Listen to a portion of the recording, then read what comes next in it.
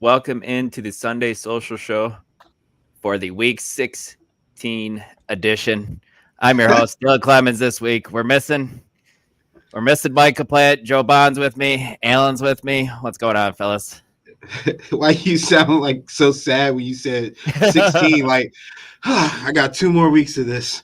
To be honest with you, I had to remember what week we were in. I'm like, oh, don't say the wrong week. It's Christmas Eve, man. It's Christmas Eve. It's been a long season. We're kind of ready for Week 16 to be happening, but we also have lots of other family things. I get it, man. I'm sort of distracted, but trying to get through this. I won't be able to watch much of the games today, unfortunately, but I can still make it happen. So good thing I'm around this morning to do rankings and talk some betting with Mr. Allen below us. So what you got, man?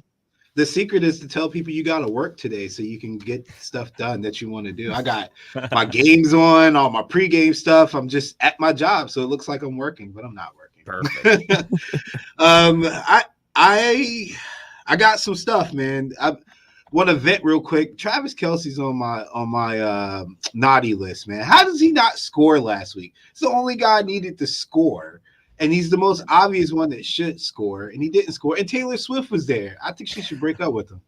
I thought we had a good trend going there, Travis. Do you see the random tweet? Somebody sent it out. Travis Kelce had a hickey last week. Oh God. Oh, I should have faded him there. I should have faded him. I was like, no. I saw some of you guys reacting to that game last night, man.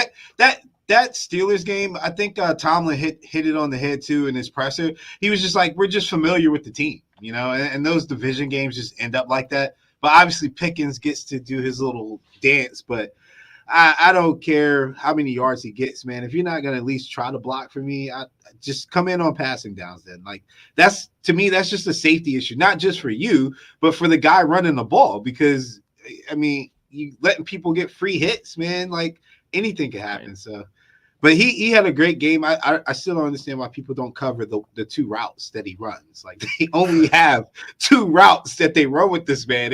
And when I see him, yeah, I'm like, why is he behind you? Why is there no safety back there? What is going on? And the crazy part is you play this team on a regular basis. Like the Bengals, you know that. I could see if it was an NFC team. The first one, the first touchdown, they had the safety back there. He just whiffed and then fell down. Man.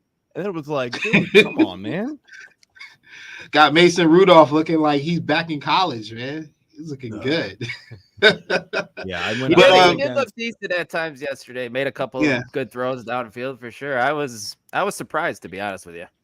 And I was going to caution people on that because we've had a lot of backups playing this year, a lot of backups, and then times they've looked really good. And typically, what happens with backups is there's a shelf life. Like, you know, if your milk is 2 weeks, backups usually have 3 games. And then after that 3rd game, there's enough film on it. People get reacclimated with how they play, and then they start to play bad. I think that's kind of what happened to Browning. Like, hey, we got film on the guy now. Yeah. You know, he throws 3 picks. He looks like Kirk Cousins, essentially. But, I mean, that's going to happen when people get more and more intel on you. Like, we see that all the time. Like, I hate the NFL sometimes, but that is one thing that they are good at generally is making adjustments. And so with that being said, I would still err on the side of caution of jumping behind people like Tricky Nicky in this Lions game. I'm going with the Lions. I'm a little surprised that the line is 2.5. There's a lot of optimism behind the Vikings, and this might be the game that the NFL just NFLs, man. But I know Nick Mullins, man. He was on my Niners team for a while. Unfortunately, we got to see him play often because we always had people hurt, and he'll turn the ball over. And 3 points is like that's essentially a turnover sometimes. Like that's what's gonna make or break a game if you're talking about the spread. So if he has a clean game, which I'm not sure he's capable of, but if he does have a clean game, then by all means, I can see the Vikings covering or potentially winning. But the Lions are rolling now. I think they're back on track. All the good teams in the NFC have done the same thing. They've had these stretches of like 3 to 4 games where you question if they're actually good, and then they just come back and remind you that, yes, they are actually good. Hopefully the Eagles will do that today because that's essentially what they're going through. The same thing the Niners went through. Had a 3-game stretch, we look like crap. Cowboys, same thing. Like had like a couple game stretches where they look like crap, bounce back. So I think that's what the Lions are doing. 2.5 in a division game. They're in a dome, so you're not going to get bad Jared Goff, hopefully, with the weather. So I like that game with the Lions. Let's see. Laporta to score, probably always a good try. Anytime is usually what I do.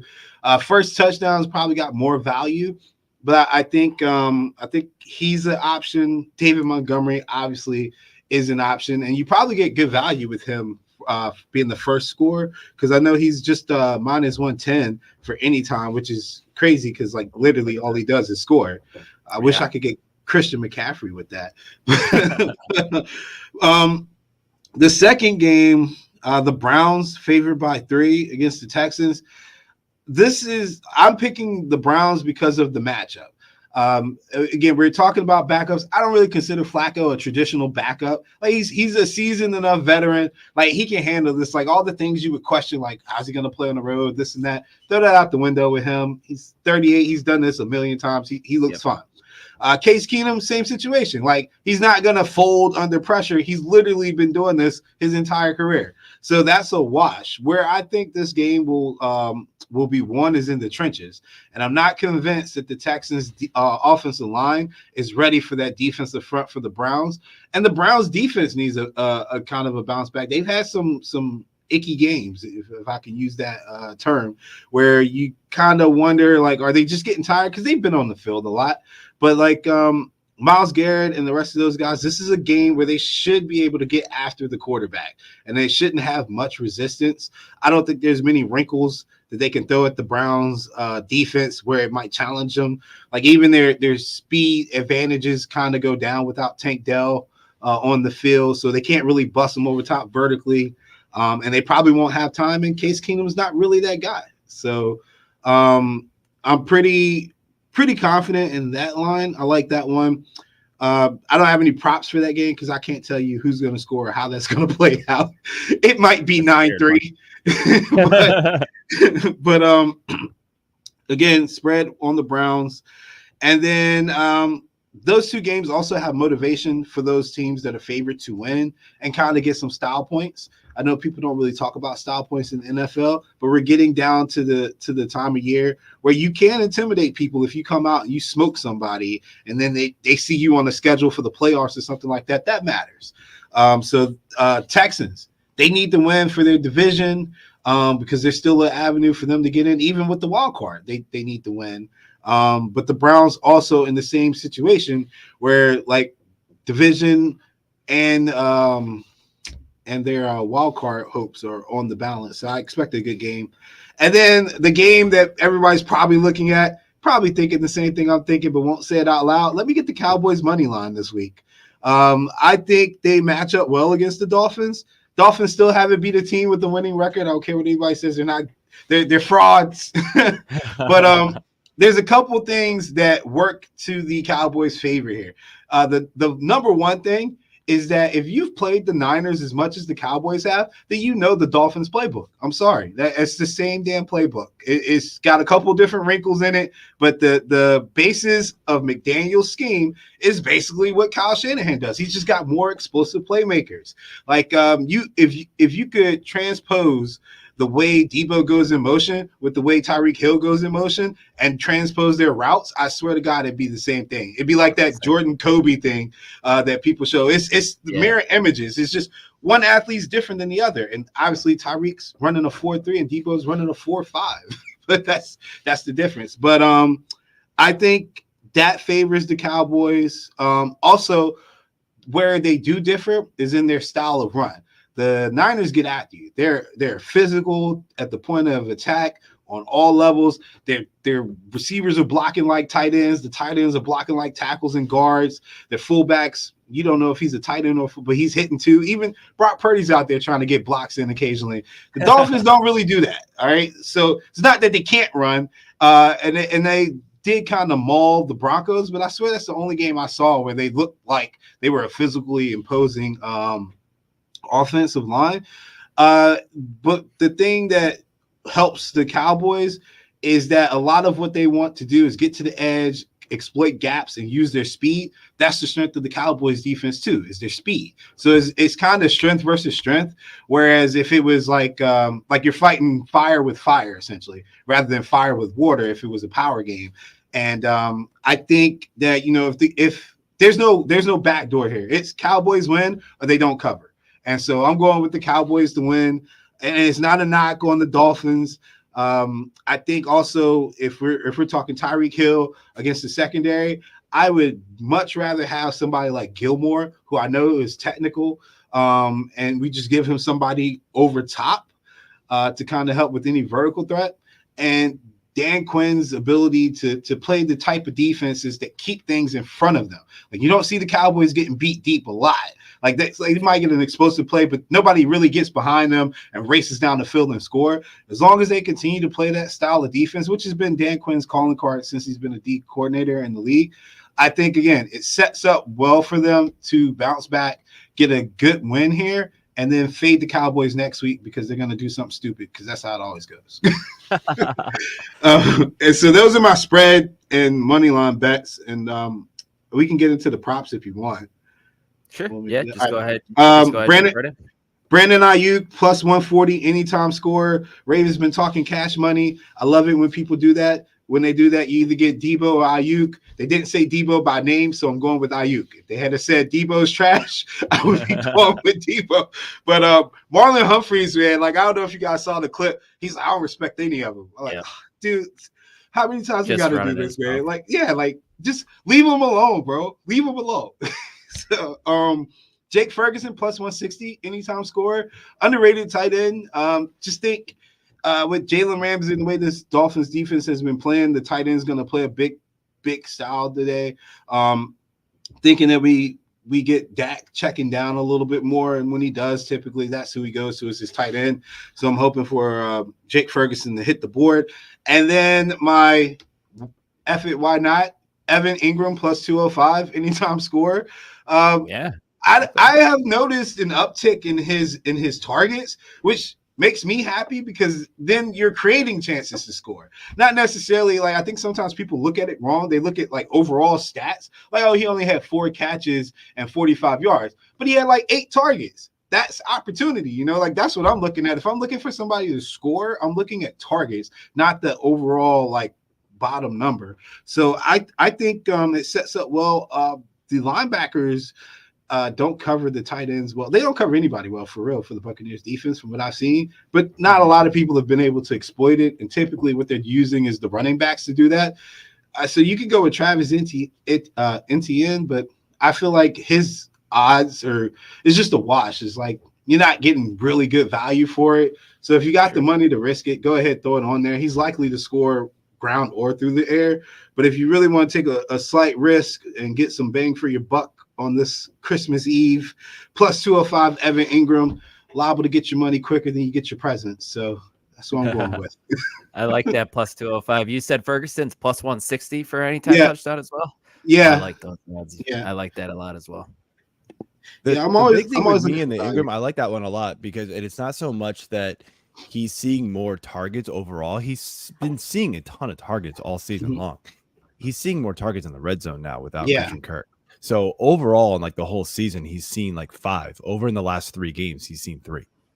So it's like it's not a lot, right? But that's an increase, whether you like it or not. So there you go, and that matters, and that's why he's got 2 touchdowns, in the last couple of weeks here, because he's seeing the red zone targets that he wasn't getting before, because those were either going to ETN or Ridley or Christian Kirk, and they just and so, or those downfield shots to Christian Kirk that were scoring aren't there now, so they're having to rely on him more. Yeah, and there's a untalked about secret in the NFL for sports cappers. I think can make it easy for folks too. All these defensive coordinators, like these old guard defensive coordinators, like the Buccaneers, and I'm always like drawing a blank on his name, but the Buccaneers off head coach Todd Bowles. Yeah, Todd Bowles. Those old guard D coordinators are always taught to take your best weapon away from you. Like that's what they're striving to do every single game. So when you're looking for whether it's DFS or prop bets, these are the games where you want to kind of look further down the line, and it creates more value for guys that you wouldn't expect to necessarily hit the board, because they're gonna do everything they can to not let Calvin Ridley score. Like you can guarantee that. And they're going to do everything they can to not let NTN score. You can guarantee that too. Now, it's liable one of the two will pop anyway, but the Ingrams and all these other like random guys that we see, like, how the hell, who is that? We don't even know who that is. How do you score? These are the games where you kind of want to take those chances and end up on Bleacher Report because you went with the 15-1 fullback that nobody knows. Absolutely love that. But Alan, great stuff as always, man. Before you hop out of here, why don't you go ahead and plug some stuff? Yeah, you can follow me on Twitter, but honestly, at this point, just go to ESPN Richmond. I mean, I live here. I'm on a stream from 7 to 8 in the morning, and then after the new year, I may get an hour or two to do my own show. I would update people if that happens. Obviously, Fantasy Six Pack would know as well. And then be on the lookout for our golf, which will be starting here soon. And then you'll catch me and Keith, me hating on Tiger Woods and promoting Charlie, and Keith just not letting go of Tiger. So can't ever let go of Tiger, man. Yeah, man. He loves him. I get it. Absolutely. But yep, Alec, great stuff as always, and great catching up with you, man. Have a good one, man. And have a Merry Christmas. You too, guys. Happy holidays. Happy holidays. See you, man. All right. Bringing in Mr. Late. Hola. There he is, Mike LaPlant. Merry Christmas Eve, my friend. How you doing? Merry Christmas, guys. Sorry about that, and thank you for covering for me. Apparently, I don't know the difference on an alarm between AM and PM. Did you get a little buzzed up last night with the day before Christmas Eve, or what? Oh no, it's just out late with the woman. You know, gotta satisfy. Would have been a better excuse if you did. Well, I mean, my excuse is I spent pretty much all day making gingerbread houses with her, and then I was just exhausted. Right on. Fair enough. Yeah, definitely fair enough. You want to lead the ranking segment since you just popped in, or do you want me to just go ahead and take it? Take the first question, then I'll take it from there. All right, Joe. Looking at the quarterback position. I knew our this group one was rankers as I on site. Joe, Mr. Nick Mullins, you have him as QB 11. The rankers on our site have him at QB 16. Pretty interested to hear your thoughts on you having him as a top 12 guy this week. I mean, look, Nick Mullins, he was solid last week. You can't knock him. He's a professional quarterback, man. Like I know professional I backup. just talked about him. I know just a second ago. Couple things in his favor. One, weapons galore, man. Justin Jefferson looks like he's getting healthier and looking good. I know he didn't score last week. He didn't boom like people wanted him to. Jordan Allison is obviously, a big time threat. TJ Hawkinson, he's getting Madison back this week. Not that that's like massive, but it's just another weapon to add to Ty Chandler, who obviously popped last week and was awesome. Got weapons, right? This is the second highest over under on the board today. The only other one that's higher is that Cowboys Miami game. So I think there's going to be points in this game. Detroit's pass defense, adjusted fantasy points per game, they rank 30th. So there is a lot to like about Mullins here. I mean, if you look at some of the other quarterback matchups here, I mean, I've got him ahead of guys who, I mean, sure, Kyler Murray against Chicago, but I mean, there's always question marks there. He's not going to have Hollywood Brown. Trevor Lawrence, playing Tampa is one that I would consider playing over Mullins now that we know he's going to be active today. But, Lawrence hasn't really, he's had a couple of games here and there, but overall pretty disappointing season for him overall. And then after that, you got guys like Russ Wilson, Jordan Love, Geno Smith, Baker Mayfield, all fine. Mullins has that, ceiling that I think some of those guys are missing this week.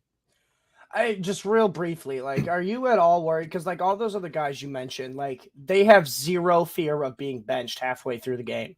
Nick Mullins, if he does not come out and do so well, he could get benched for Jaron Hall or hell, even Josh Dobbs, because the Vikings are, fighting for a playoff spot. This is a very important game against the Lions divisional battle. So like, you're not at all worried about maybe just a possible benching if he does bad.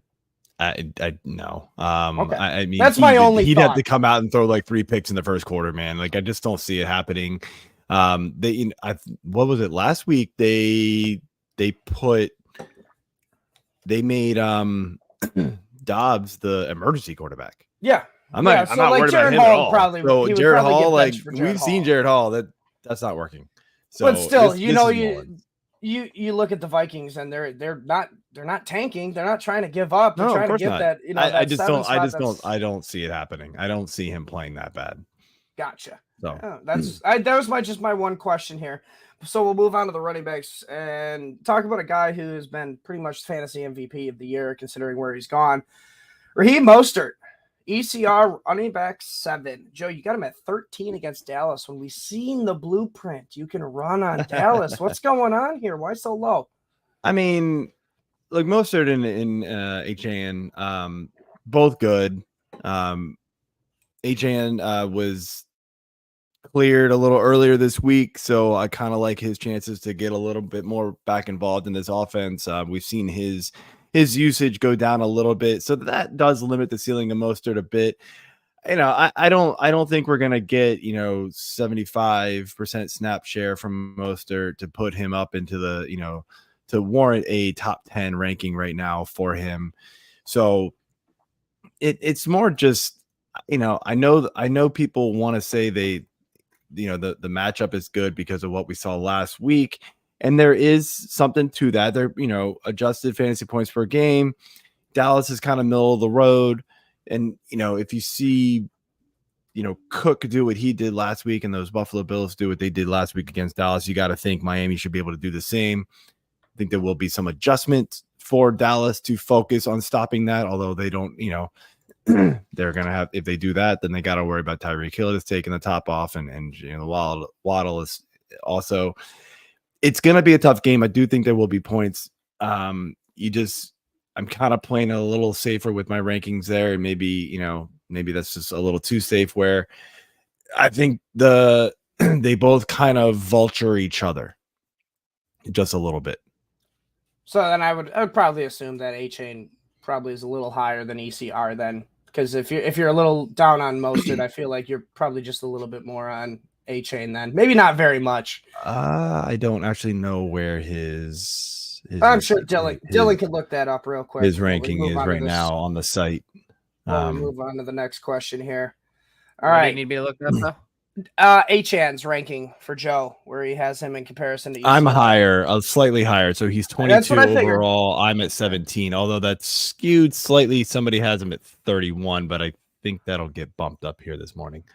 My bet. Right. So no, I just probably had that pretty spot usually on. How it works. Usually how it works if you think they're going to eat into it. One that gets a higher ECR.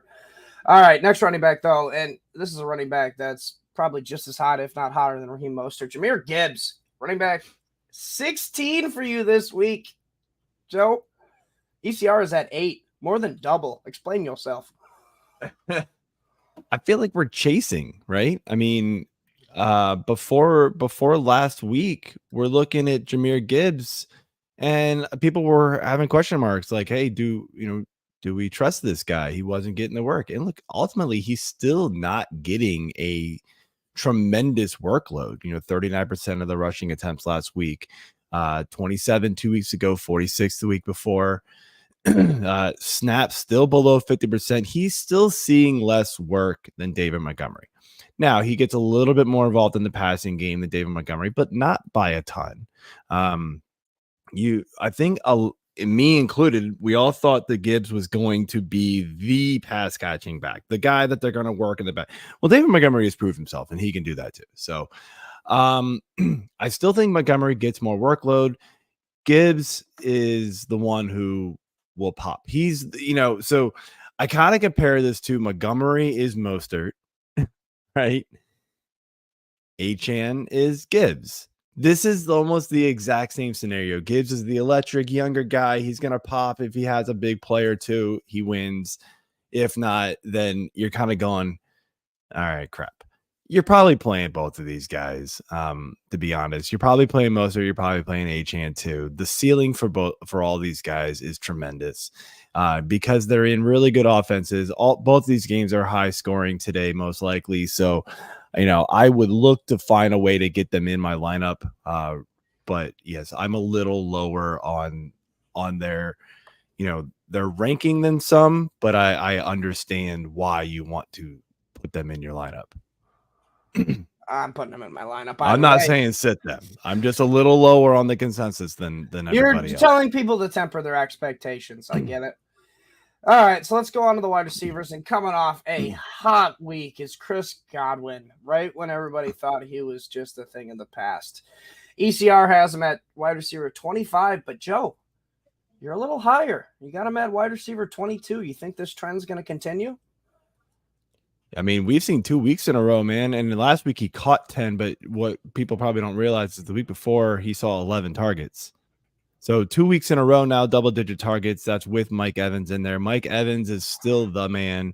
He's going to get those deep shots, but clearly something's starting to click between Baker and Godwin here, and maybe it's the teams are putting a little bit more on to Mike Evans. And so it's opening up a little bit more for Godwin. We've seen the last couple of weeks, Mike Evans not quite live up to expectations that we've been used to all season. A couple of weeks ago, he caught 1 for 8 yards. That was not good. Last week, he kind of redeemed himself. Luckily, got in the end zone, but otherwise, it was just sort of a ho-hum day. But 6 targets in both those games. That's down below his season average by quite a bit here. So this is a pretty nice matchup against Jacksonville that has been able to been had in the air. So I think both these guys are going to have a pretty nice day. All right. On the next wide receiver then, Drake London, ECR wide receiver 29, and you're a little higher at 25. It's a better matchup than last week, or is it a Heineke factor? It's actually, I mean, it's kind of a mediocre matchup. Indy can be scored on for sure, but this is just one of those. There's a lot of factors being played in here.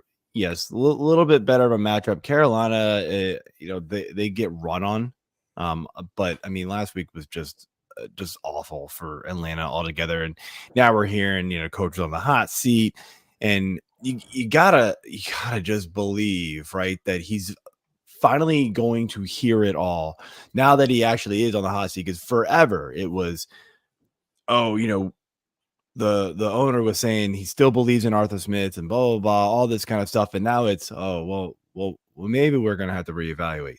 Well, maybe now he finally goes, okay, now I got to get my boys the ball. You got to think, right? If it doesn't happen today, then no, I'm out. But Drake London, I mean, last week was by far his worst game of the season, as far as targets. I mean, I know he only caught 1 for 8 yards against the Jets, but, that last week was awful. 2 for 24 yards, saw 3 targets. That's the least he's seen all year outside of, shockingly, the other game against Carolina this year. So apparently they just don't like playing Carolina, whatever reasons. The week before that, we saw 11 targets. Yeah, Heineke, say what you will about him, but he'll target his playmakers. Kind of a Minshew-esque type of upgrade there. As far as the rest of the team goes. He just knows how to play quarterback. It's not pretty. I wouldn't be using Heineke in any leagues, but you can use his playmakers when he's on the field, and that's what you get with Minshew and these Colts players. So same thing for Atlanta when they plug in Heineke. I feel like you can trust, the Bijans, the Drake Londons, maybe not Kyle Pitts as much. I don't know what's going on there. I just don't believe in it yet. So there we go. You trust the guy, you trust the quarterback, but do you trust the guy giving the quarterback the plays or getting the stars on the field? Because Arthur Smith, that's where he fails. Moving on to Tyler Lockett. All right, this one's kind of shocking here. ECR has him me wide as well. ECR has a wide receiver 30. And just for a little context, JSN is wide receiver 31, but Joe's over here at wide receiver 26 with Tyler Lockett. What's going on? What do you know that we don't? I mean, he's still seeing a boatload of targets, man. Like, how do you hate against this? And it's against Tennessee. I mean, dude, he's had one game below 6 targets all season, and even that, it's only like 2 games with 6. Like, he's just seeing a ton of targets. I know he's not scoring, but I mean, you gotta love the volume there. Jason scores, but he's still only seeing like 4 or 5 targets a game. Every now and then it creeps up. There's a lot of mouths to feed in this offense. So both him and Lockett are sort of in that wide receiver, Smith and Lockett are in that wide receiver 3 range for me. I don't feel super great starting either one of them, even though it is Tennessee. Geno Smith should be back today. It really wasn't that much worse with Drew Lock, shockingly, which was a huge surprise. Good for him, man. That was cool to see, and he was emotional after it. Absolutely. So, but this offense is gonna go through the run game like it usually does. It's gonna go through DK. The other guys will get theirs, but the passing game, with Smith and Lockett sort of they play sort of a similar role in that offense, to be honest. But I just like the vet who's still seeing more targets to outperform Smith Najigba. That makes sense. I mean, Njigba's had the better weeks, but he's been scoring the touchdown where Lockett's just hasn't been catching the targets. I think with Geno Smith in there, it's just a better connection, more chemistry, where Drew Lock probably had some more reps with JSN in training camp compared to Geno Smith and Tyler Lockett and DK. And I mean, if you look at the weeks, right? Smith Najigba and Lockett, outside of the week last week where Smith got in the end zone, they've had very similar performances. So you're splitting hairs when you're trying to figure out which one of those guys is going to go off. It's touchdowns. That's fair. That's doing it. That's fair. And to be honest, I mean, we don't really need to talk about this, so just make it brief, Joe. But you got Darren Waller outside the top 12. With him healthy and back, and I mean, you got Tommy Cutlets. Like, is he just kind of done for the year? Or are we kind of just off on him? Yeah, I mean, hindsight, I wish I had ranked him ahead of Dalton Kincaid now, but that was a disaster. I mean, there is when you get down to that range of the tight ends, we've said it many, many times, so I'll make it quick. You're looking for touchdown upside. He doesn't really have it. So, that offense doesn't have it. The offense doesn't have it. When they get close, I mean, maybe it'll go to him, but, it's usually Saquon or, maybe now Wandell, stuff like that. And to be honest, I don't even know if they're going to get in the red zone very much. It's going to be rough, even though Philly's been had on defense. I don't know.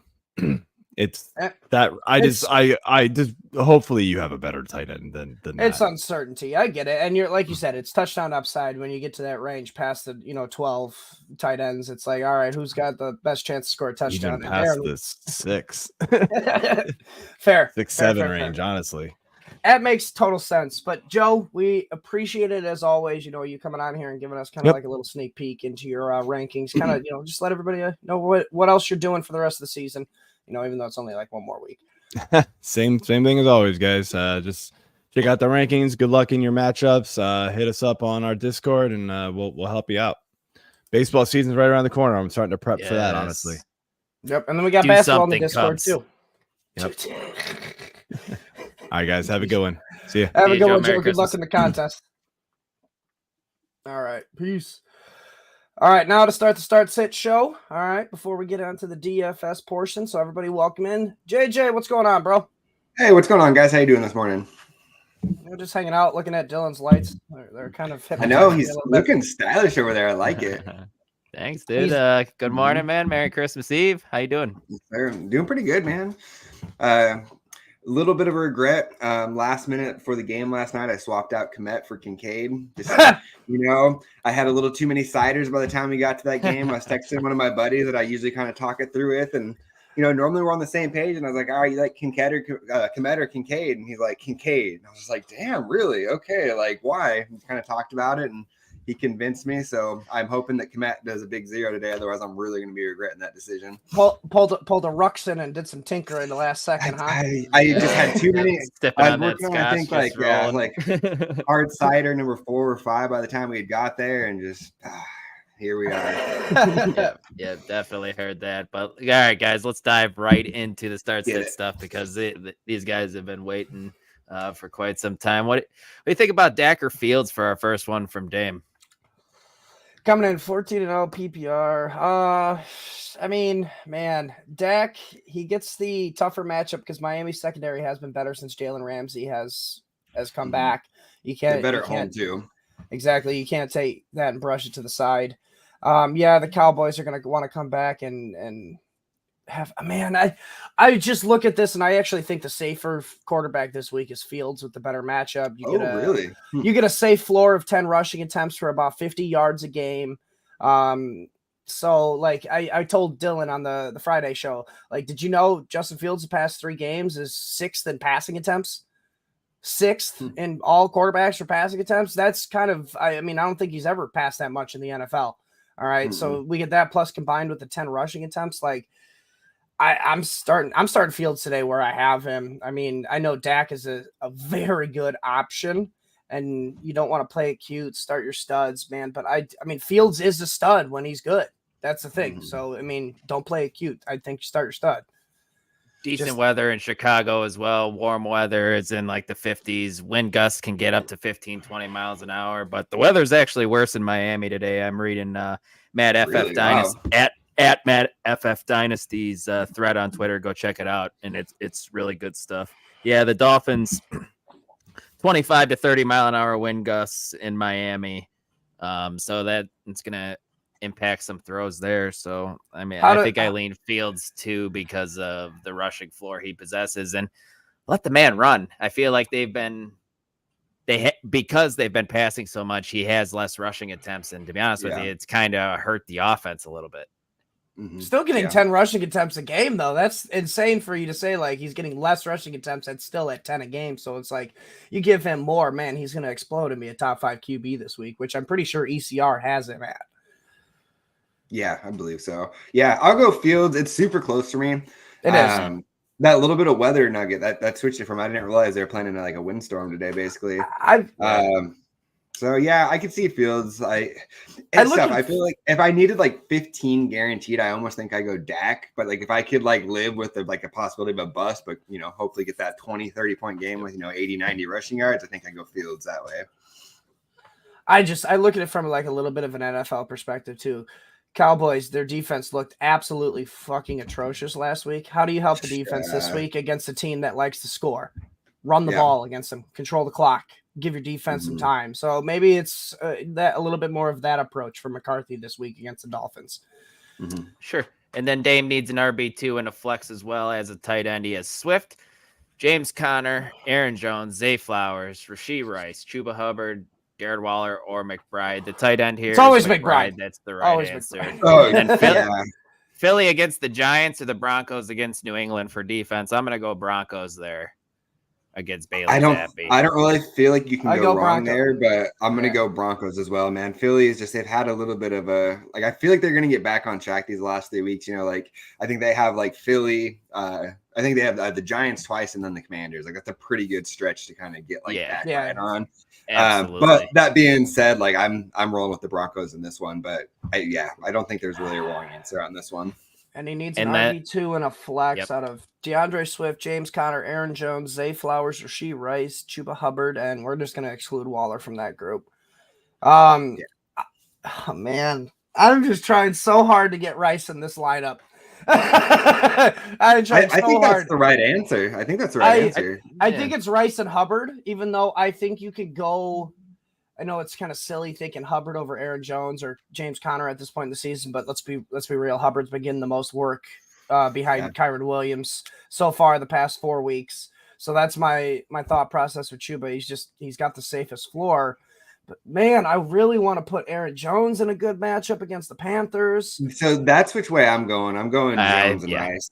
I go Aaron Jones as well, and I'm really struggling Zay over Rice. I said Zay last week, and obviously you can't do Zay over Rice anymore. You can't. I'm sorry. Rice is the. I mean, he's been the alpha the past 4 weeks in Kansas City over Travis Kelce. He's been consistent too. Like it hasn't just been like 8-point weeks. It's been like high double digits every week too. Yeah, getting at least 8 catches. I think the past 8 catches a game the past 3. So like that's a very good floor from Rice. And I mean, it's not like the Chiefs are giving up. They're still trying to get that number 1 seed. Right. Yeah. I actually I don't want to play Chuba Hubbard. I really don't. The process is play Chuba Hubbard because of the volume, but it could just be an ugly ass game. So I think I'd lean Aaron Jones and Rashee Rice. How do you guys feel about Swift here? Because he's been a little bit down these last 3-4 games. Like, do you think he gets back on track these last 3 weeks? Are you trusting him in the playoffs, or are you kind of trying to avoid? I don't trust him, but you don't have really another option unless you got options like this. And he got a decent amount of work last week too, which I like to see. So I'm all right with Swift as an RB2 option for sure. Okay. Wide receiver 2 flexes and a defense. We got Ridley. First. Okay, 49ers defense first. The Colts.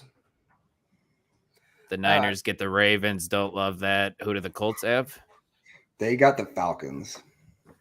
Yeah, I think that's a pretty easy decision then. I think you go Colts. Heineke's been prone to turn the ball over too at times, even though I'm kind of a closet Heineke fan, but he's just probably one of the better backups in football. But he is a backup type of guy. Mike, where are you going there? I think he can go either way, but the higher ceiling's the Colts because they don't have to play Lamar Jackson and the Ravens. Yeah, I'm with you guys on that one. And then 2 flexes out of Ridley, Addison, Connor, JT, or Chuba. I think JT's locked in. Yep. I think we're starting Jordan Addison after what we saw last week, or would you guys rather have Ridley with a banged up wide receiver core in Jacksonville? Do you want Ridley, who gets 10 targets and does absolutely nothing with them? And their worst targets coming from Beathard right now. Possibly, yeah. Or do you want Addison, who gets probably about 6 to 8 targets? You might actually, have we heard anything on Lawrence? I saw he cleared a protocol, but not if he's playing or not yet. Yeah, it wasn't trending. I didn't think it was trending in the right direction there from last I heard. And are we overthinking the James Conner stuff here? I know the Bears have a good run defense, but I feel like he has such a high possibility to score every week. And Ike made that point on the Friday show that he wasn't super down on James Conner, even though they shut down the Bears defense shut down the Browns backfield last week. Yeah, I mean, I can see getting that second running back in there. I think I lean Chuba, though, like Mike said on the last question. I think I go JT and Chuba as my 2 flexes, and then Addison, I think, your receiver, yeah. I would go Addison as a receiver, and my 2 flexes are JT and Connor. I do think Chuba Hubbard, he's gonna be the volume guy here. All right, but the Packers run defense sucks, Mike. Correct. I honestly don't know how much, even with the Packers defense sucking, how much does the Panthers actually score? Like, that's what I'm kind of worried about. Like, I just don't think Chuba has a ceiling even with a good matchup because of the offense. It's kind of like an immovable force for against an unstoppable object. Like the Panthers offense sucks, but so does the Packers. Packers defense. So like, what's going to win out right there? So I just lean a safer floor with Connor and a little bit more of a ceiling, I think, because he scored against the Niners last week. Mm-hmm. Yep. Hear that. Dion, Merry Christmas Eve to you as well. Hope you have a great Christmas as well. From George, happy holidays. Appreciate you guys. Holidays to you as well. That he's got a question here for the flex non-PPR. Ty Chandler or Jalen Waddle? We finally got the boom week from Jalen Waddle last week, and we've been waiting for it. It sounds like Madison's going to play, but they announced that he's not healthy. So what's Like, the not point? 100%, yeah. Is he just an emergency type of guy, or why play him if he's not 100%? Just keep rolling with Ty Chandler, man. I don't get it. They must not trust Ty. I mean, he just gave the guy 25 touches last week, and he was absolutely fantastic. So I don't get it. Man, Tyreek Hill's probably going to play today too. The reports are saying that he's most likely back. Non-PPR though, I typically lean the running back. I'm going to still lean Ty Chandler in this one, I think. I'm going the opposite here. I feel like I'm more of like, especially in the semifinals, like you start your studs. We saw Waddle kind of get back on track last week. I think this Dallas-Miami game is going to be pretty high scoring. I think it's going to be like 30-27 or 31-28, something like that. So I think there's going to be a lot of throwing. I get why you would go Chandler, especially in like the non-PPR, but just that format, yeah. Start your studs is kind of how I'd rather go down with the ship with Waddle than risk him going for 40 on my bench. Like I couldn't live with that. That's definitely, but hands down the higher ceiling. I'm just so worried because when it comes to non-PPR, just kind of standard leagues, like your ceiling is so much smaller. Yeah.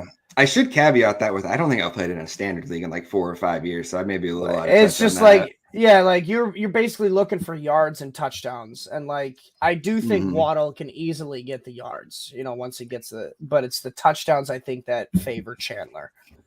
For sure, yeah. Yeah, we got a defensive question here. Packers. Denver Chiefs, Packers. He's hoping for a pick 6. If you're hoping for a pick 6, I'd probably actually go the Packers defense. Bryce Young throws the best balls for pick 6s. Although, I don't know, Denver, I kind of like Denver too. You kind of talked about them against. I think Bailey Zappi has been playing better than Bryce Young in the 1 or 2 games that he's crazy, had. But I don't think you're wrong, but that's just a crazy statement. If you'd have told me this 4 months ago, just like, what? I mean, it's true. Just Bryce Young is struggling, and I don't know. It's probably a combination, obviously, of the old line and the lack of weapons with the lack of coaching, also. But I lean the Packers defense on this one. I'm going to lean Denver. They're probably going to get scored on. The Packers defense but I would not be surprised if the defense is part of the reason they get a touchdown today. Yeah. Good morning, Jay. Merry Christmas Eve. Aaron Jones or Jalen Waddle? Oh man, that's tough. Yeah, I'll go PPR, half PPR on this one. Most likely I'm going Jones on this one. Go with the assumption of PPR because that's usually what we work with here. And that's usually that's kind of the industry is what's swinging now to PPR over half. Yeah. Super encouraged about the workload he handled last week. I think it's Aaron Jones here. No Christian Watson, banged up Jaden Reed, banged up Aaron Jones. Packers need this win too, and I know that I think Aaron Jones has 20+ touches potential today. I don't know if I necessarily agree with 20 touches, but I will slightly lean. I said potential. I didn't guarantee it. I mean, I think he had like 17 or 18 touches last week in his first game back, right? Like 13 and 4 catches or something. Let me go look here. See, fair enough. Cleveland or Eagles defense? While Mike's looking that up. Who's Cleveland got today? Cleveland has Case Keenum and the Texans. Yep. 17 touches. Cleveland there. Okay, 7. I thought it was like around that. 17 touches. Actually, you got split with AJ Dillon right down the middle. They each got 17. But if AJ Dillon's banged up, I expect that to go down for him and an increase for Aaron. Yeah. Oh, Monty or Ty Chandler? That one's Monty. Oh, by a lot, yeah, for me, Monty. Great. First one from Dion. Good to see you, man. Rice, Evans, Ayuk, Nico, and Swift need 1 wide receiver and a flex. Evans and I'm gonna Rice. keep. I'm gonna keep rolling Mike Evans and. Yeah. I'll go Rice over Ayuk. I do like Ayuk this week. Ayla was talking about it earlier. Mike, I don't know if you were here listening, but Marlon Humphrey just running his mouth right now about the wide receivers in San Francisco just being guys. So I feel like they're going to make a statement here and hopefully shut him up. So I wouldn't be surprised to see a big game from Ayuk. See, they should be talking about They should be saying that about the quarterback. They should be trying to piss off Brock Purdy, not their fucking playmakers. That makes zero sense. You can't phase Brock Purdy, man. What's up, Albert? Appreciate you, Albert, for sticking around. Merry Christmas to you as well, Benjamin. Where are we going here between Komet and Trey McBride, fellas? I think this was McBride, yeah. No Hollywood Brown either for the Cardinals this week. It hasn't even really mattered with the volume McBride's getting. So yeah, I'm flexing McBride in like 3 or 4 leagues. Like, yeah, full steam ahead. Yeah, just too many targets. He's pretty much the number one option in that offense. 29 targets the past 3 games. Oh yeah, 25 receptions on those 29 targets. So not only is he getting the targets, but he's actually catching them. Yep. Good morning, Jamie. Happy holidays to you, my brother. Good to see you again here as always. Steven, what's up? Rice, Metcalf, or Bijan half-point PPR? You can't Rice there still. I actually lean Bijan on that one. Bijan's getting enough of the route. Really? He's getting enough of the route participation to make up for the PPR that Rice or Metcalf will get. Plus, he gets the rushing attempts. Man, I'm nervous about Bijan. I was gonna say the problem is this floor is legitimately a 0. Yeah, and I don't see Rasheed. I don't see Rasheed. Mike, we've seen. Did he fumble earlier in the season when he had that awful game as well? Because it wasn't the first time where they absolutely murdered your week. They got disciplined. The Falcons got disciplined for that game where that was week 7 against Tampa Bay. They got, they have to pay a fine because of that bullshit, whatever thing that they were going through. So like these are just isolated incidents. They're anomalies from an Arthur Smith offense. All right, it's going to happen. I get it. We had a bad week with Bijan, but he still gets twice the work, twice the rushing attempts, twice the touches as these 2 other options. So that's why. Oh man, no, I'm going Rice and Metcalf over Bijan this week. I'm going that order. Well. Yeah. I just this isn't the time to trust talent, but it's not like I don't know. I don't think they're isolated. You trust him with Heineke over Ritter, do you not? I don't think that makes a difference. Really. Even Drake London makes me nervous. That in that entire offense, like you are literally just throwing something against the wall and hoping something sticks. If you're starting any Falcon, you're just hoping that it happens to be this week that Arthur Smith decides not to keep him out of the game. That's me with Kyle Pitts every week, just throwing it at the wall. Like hoping. Like when you have like solid options like this, where like I feel pretty good that Rice and Metcalf are both getting double digits, and like, you could get 20, or like we've seen, you could get 1 or 0 from Bijan. It's just yeah. I just don't like playing somebody with a floor that's legitimately 0. It just absolutely kills you. But moving on, next one. He should have. His floor is 16 touches a game. That's what his floor is. 0 is production. That's not his floor, Mike. We just saw him score 0 points last week. Yeah, because of an archaic coach move where when you fumble, who's still there though. He's still the coach though. Right. I get it, but it's also a coach that's coaching for his job, and if he's not going to play his best players, well, all right, then bye. I agree with that part. Yeah, kind of. Like we've seen 16 weeks of it, so. I get it. I get the hesitation, but I still trust Bijan. It's just 1 week. It's 2 weeks. From Dion, Justin 2 Jefferson. weeks, 2 weeks at different points in the season. It's not like it's 2 consecutive weeks. It's not like we're dealing with the T. Higgins type of down season, and then all of a sudden he explodes like he is now. Oh, which thank you for that, T. Higgins. I needed that so many leagues. Like coming up clutch at the right time. I forgive you for all season. That's Bijan this week. He's going to come up clutch for you in the right time. Yes, I said that yesterday as well, Jordan, that it makes up for his craft. It's like that meme. You totally made up for it. Yep, absolutely. From Dion here, Justin Jefferson, Mike Evans, Rice, Lockett, Swift. Need 2 wide receivers and a flex. First 3 for me. Jefferson, Evans, Rice. Yep, lock that in. Next one at quarterbacks, we got Tua or Geno. No love for Geno from me here. I'm going Tua. Mm-hmm. Yep. All right, so some inactives are coming out here. Wow, AJ Dillon will play with a broken thumb. Played last week, right, or no? I believe so. I think he hurt it last week, right? He did hurt it last week. Jaden Reed is inactive today with that toe. What is it? Just the Packers inactives that have been announced? That's all Christian I got. Watson inactive as well.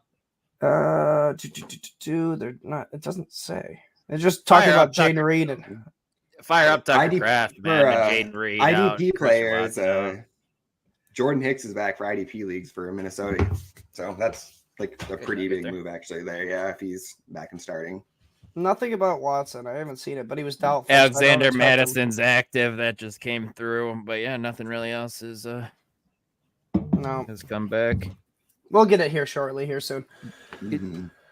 Jimmy Ooh. Butler didn't practice on today, so his status is in doubt for tomorrow's NBA slate, guys. I know you care about He's that. in his emotions. Love it. From Doug, good morning, man. Calvin Ridley, Ken Walker in the flex. Ken Walker. Yeah, Ken Walker was pretty solid last week, right? Like looked good, shifty. Yeah, I'll go Walker. Not getting any red zone attempts, which is pretty scary, but he's Yeah. still getting attempts. Like it's him over Charbonnet. He's still the number one guy. And he can Yeah. break a big run at any point. I'm not super high on Walker this week, but I think he's the much safer play, especially if Lawrence doesn't play. But I do like Ridley if you could slide him in at some point because, guys, he should see a ton of targets. It's really him, Evan Ingram, Parker Washington catching passes. So I do like Ridley this week. Are you guys all right with him as well? Or am I overthinking it? I'm going. I was thinking to myself, like, I'll give you a start set question. I just thought of off the top of my head. 2 guys you can't trust: Calvin Ridley or Bijan Robinson. I'll go Bijan. I've been a hater of Ridley since the offseason, so like I'm not surprised that I go that way. Like Yeah, just I 2 don't know what I guys would you do. do not trust. But I think that Calvin Ridley still gets. He's like I said, he's getting 10 targets. It's just like he's not doing much with them. That's the problem. So like he still is viable to start because he's getting 10 targets. Like Joe was mentioning earlier in the rankings segment about Tyler Lockett. Like he's still warranting enough targets to make him startable. It's just temper your expectations, and that's why I lean with Walker in that scenario. Yep. Next one from Dion. Go ahead, Jordan. Christian Watson inactive, and then Jair Alexander active. Holy shit! 6 weeks. Yeah, he's back. So good. Your pick 6 on the Packers, man. That might be a good call. We'll see. Ryan Tannehill will start at quarterback for the Titans. Does that really change anything? Do you downgrade DeAndre Hopkins now with Tannehill at quarterback? It's about the same, right? Slight. About the same. Slight. Yeah, Not maybe a a little bit huge down. downgrade. It's still a capable QB. And Chig is active with an illness. So that's what I got. Next one from DL, we got Isaiah Pacheco, DeAndre Swift, Devon Achane, George Kittle need 1 RB and 1 flex. Achane is the RB. I think it's Achane as well. I will agree with you there. And then flex is between Pacheco and I think it's DeAndre Swift. I'm going to lean Swift. I don't think I talked about it on the I lean Friday show. Pacheco. I don't know if the Chiefs are really going to want to lean Pacheco here and give him a big workload with coming off the shoulder injury. Jared Isn't McKinnon was ruled out too. Correct. Correct. What about CEH? I know he was questionable too. Is he playing? I want He's to playing, I believe. Yeah, I want to say he's good to go. Nothing I'm official, going- but it was yeah. good for him. I'm gonna go Pacheco and then Achane and then Rice. Yeah, I'm going Rice. Yeah, over Rice over as well Flowers. this week. Yep. Ridley, Godwin, Flowers need 1 from that group. Godwin. Oh, I'm gonna go Flowers actually over Godwin still. 21 targets the past 2 games for Godwin. Yeah, I'm gonna go Godwin here too. I think I'm actually making this exact call in the league where I'm benching Flowers for Godwin in one of my leagues. So yeah, It's Godwin. And Achane then or Swift? Achane. I lean Achane as well. Just said it on the other question. It's super close, but I think I lean Swift there against the Giants this week. It's close. That's fair. From Dion, Rice, Evans, Flowers need 2. Rice and Evans. Rice and Evans, and then Swift, Walker, Zeke need 1 and a flex. Walker and Elliott for me. I'm all right with that as well.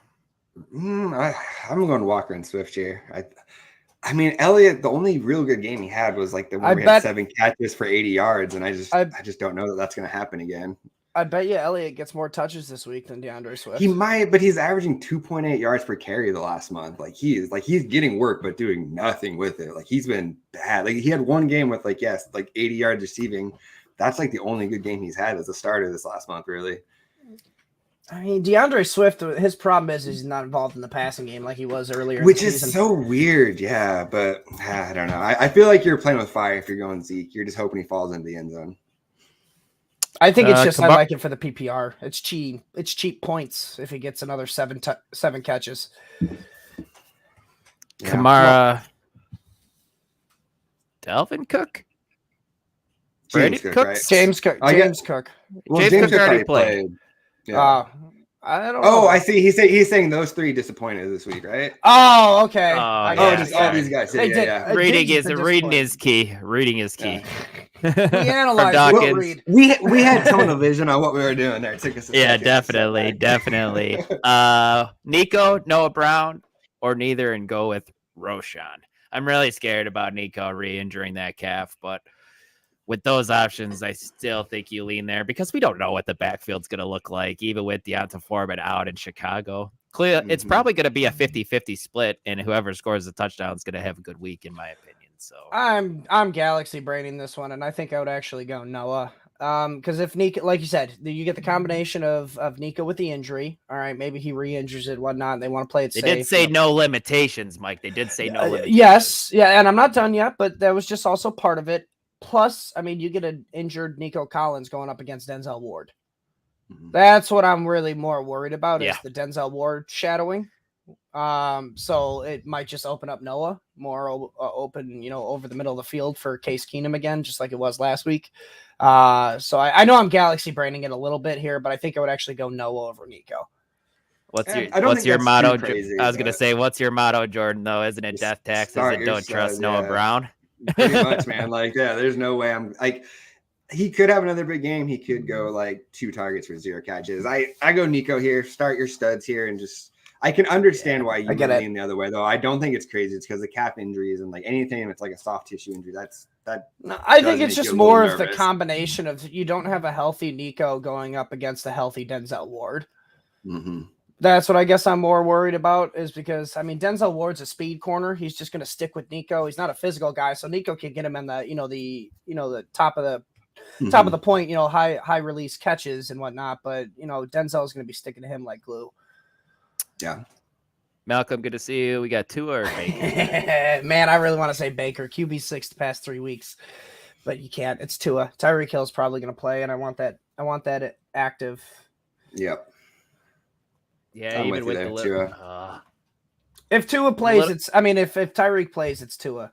But if not, I could understand putting Baker in over him. I'm a little bit worried with the win now with Tua, and it's such a good matchup for Baker against Jacksonville as well. But I think I still slight lean for Tua myself. Mm-hmm. Especially if Hill is in.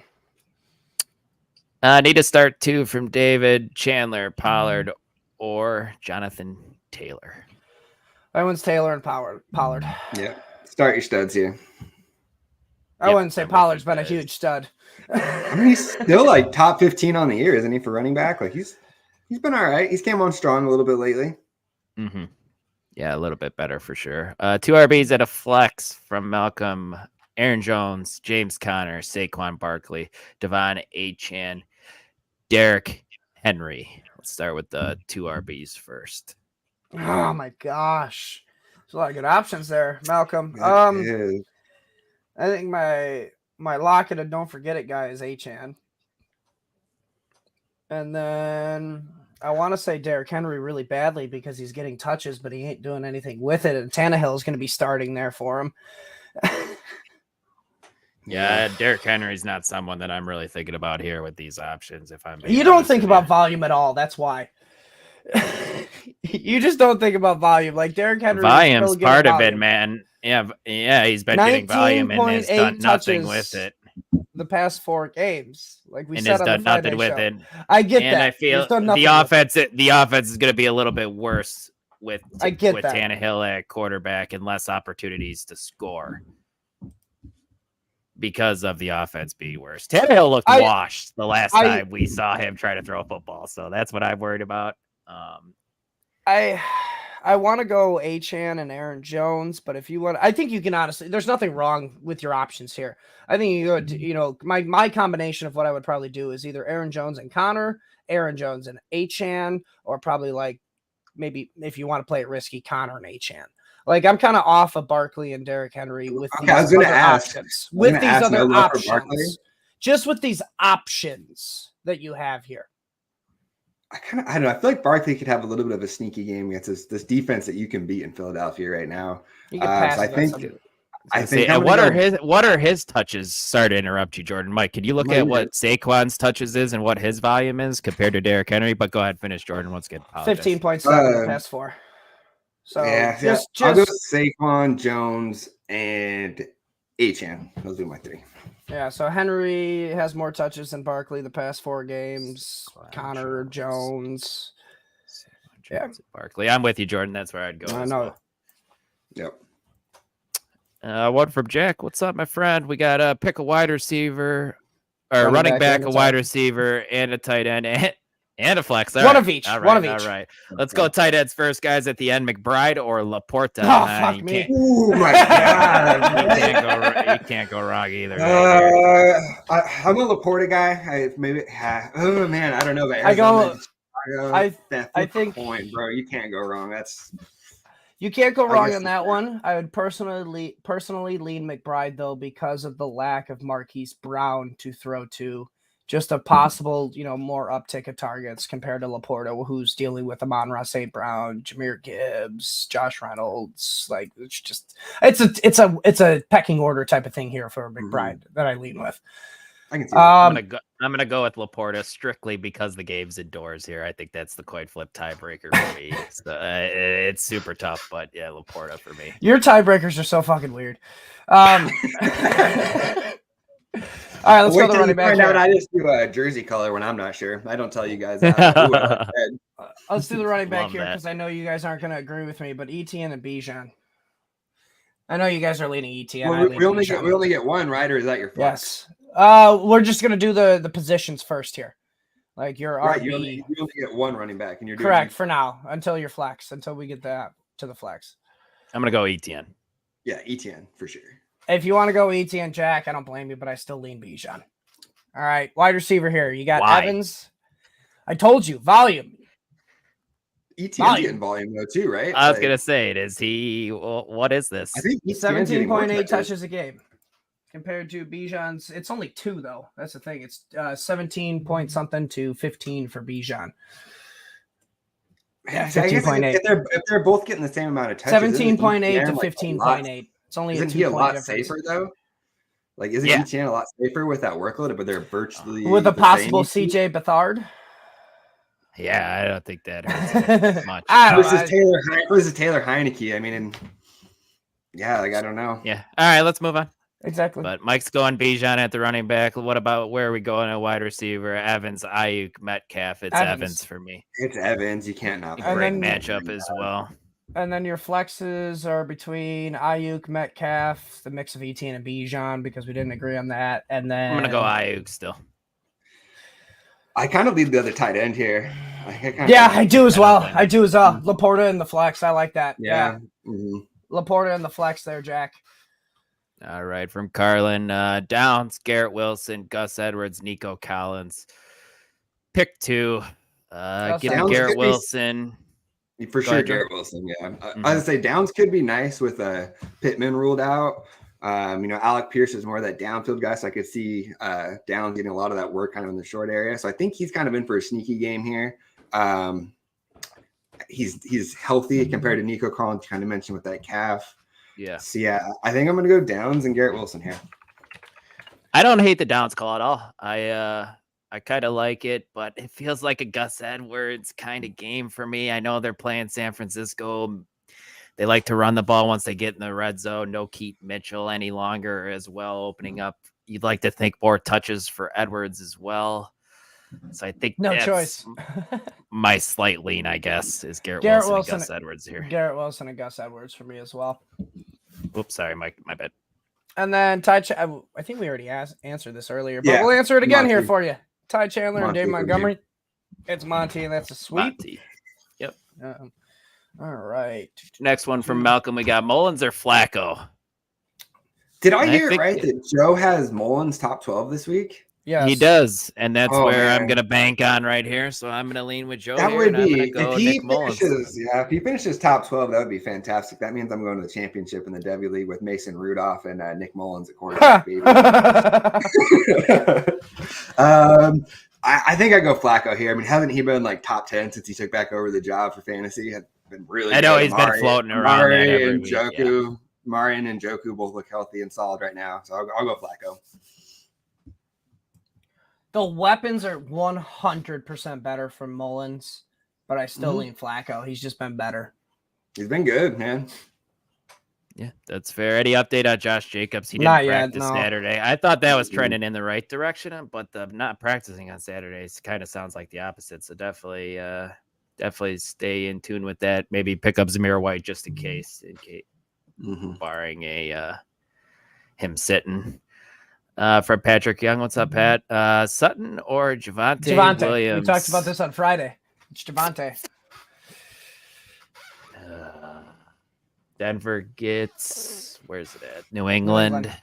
This is really close.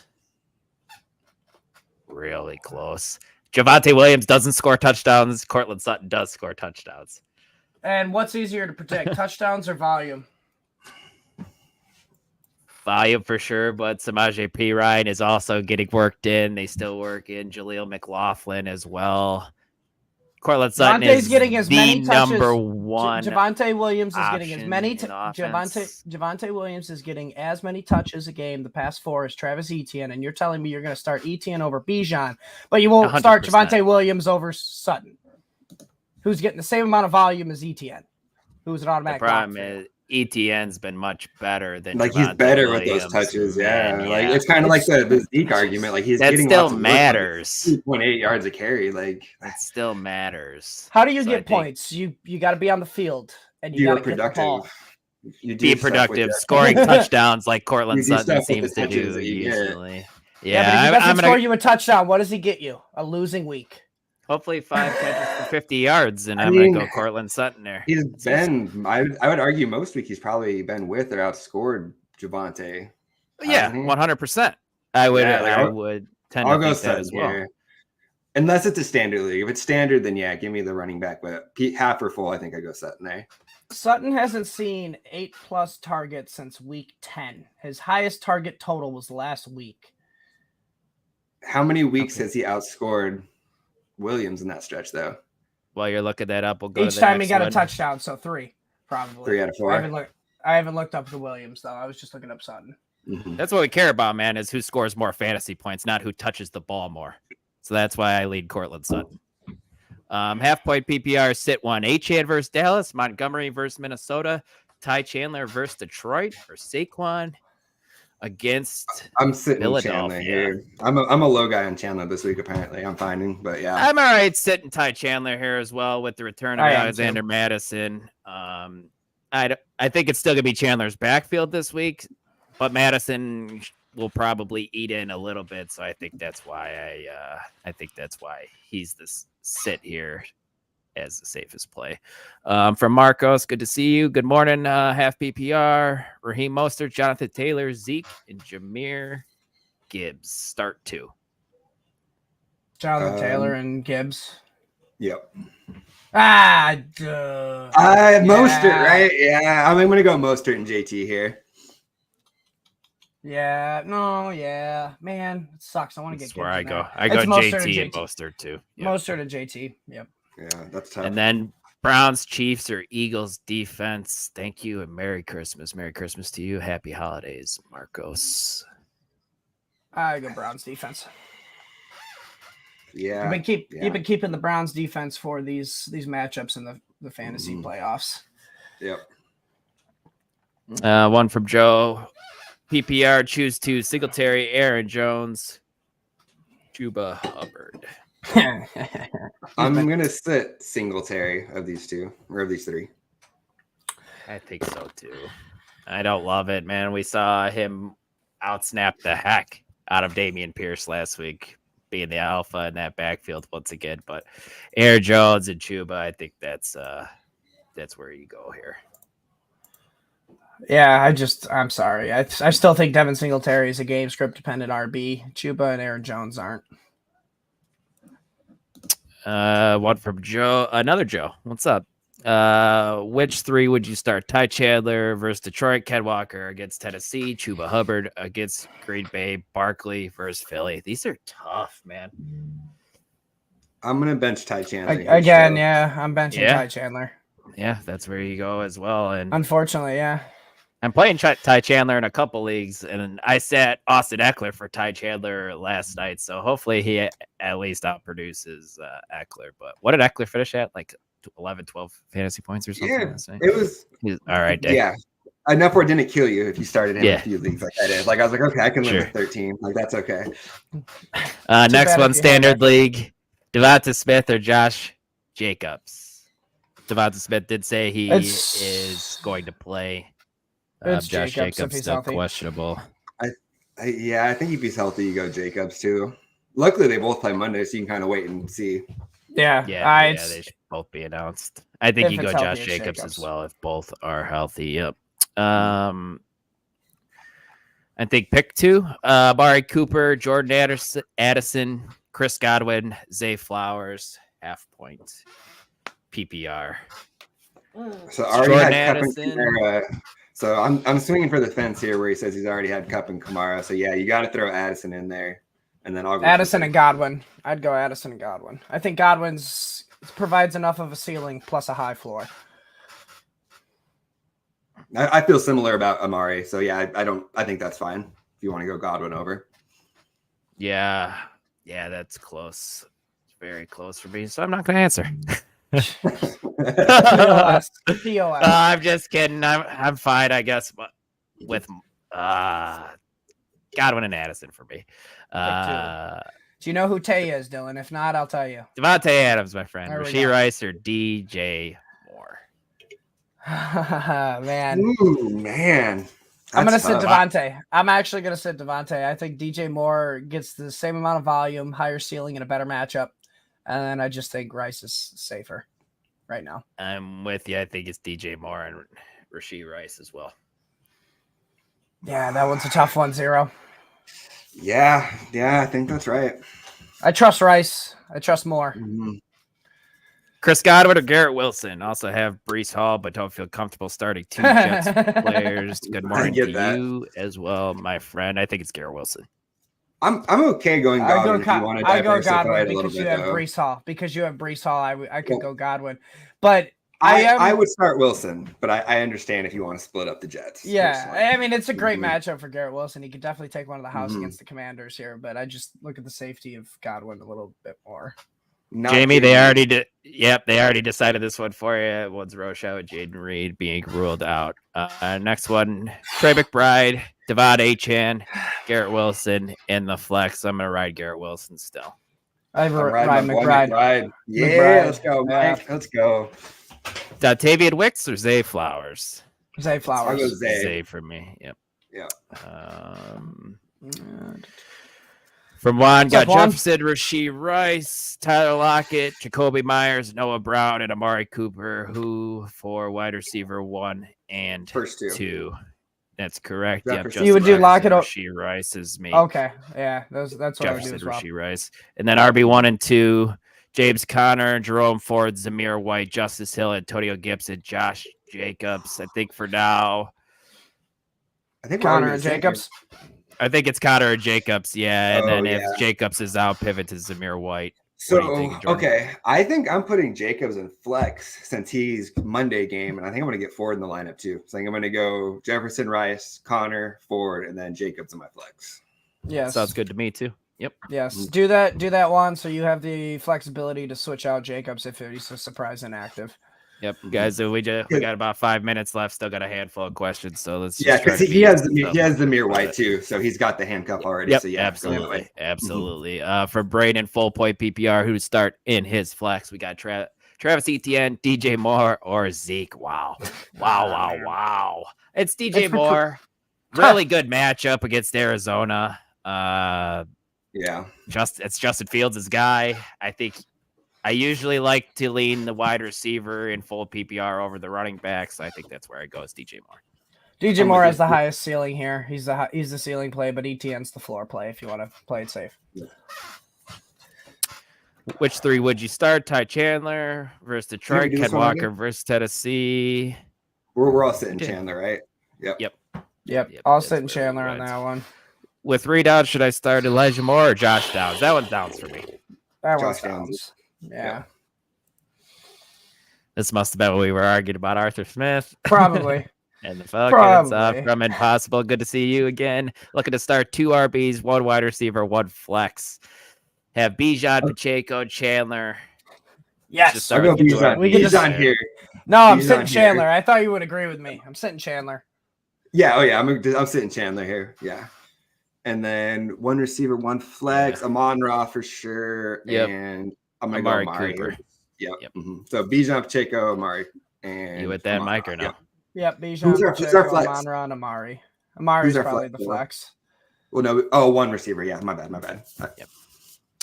Cole Kmet versus Arizona. Darren Waller versus Philly. Give me Cole. Not the latter. Cole Kmet. As long as Kmet's playing. I saw he has like a late quad injury. As long as he plays, go Kmet. Yep. Yeah. Which luckily Waller plays after. So if he does get ruled out, you can just pivot him in there. From Jose, we got Goff or Tua. Tough. This was the question I asked Joe in the chat, and he's just ghosted me because I'm having to make this call myself in a bunch of leagues. I'm gonna go Goff. I'm going Goff myself right now. Yeah. The weather concerns a little bit in Miami. I don't want to overthink that too much, but Goff indoors, I don't think that's a bad bet either. I would go Goff on this one. Yeah. I mean, Lions need to win this one against the Vikings. Goff needs to go off again.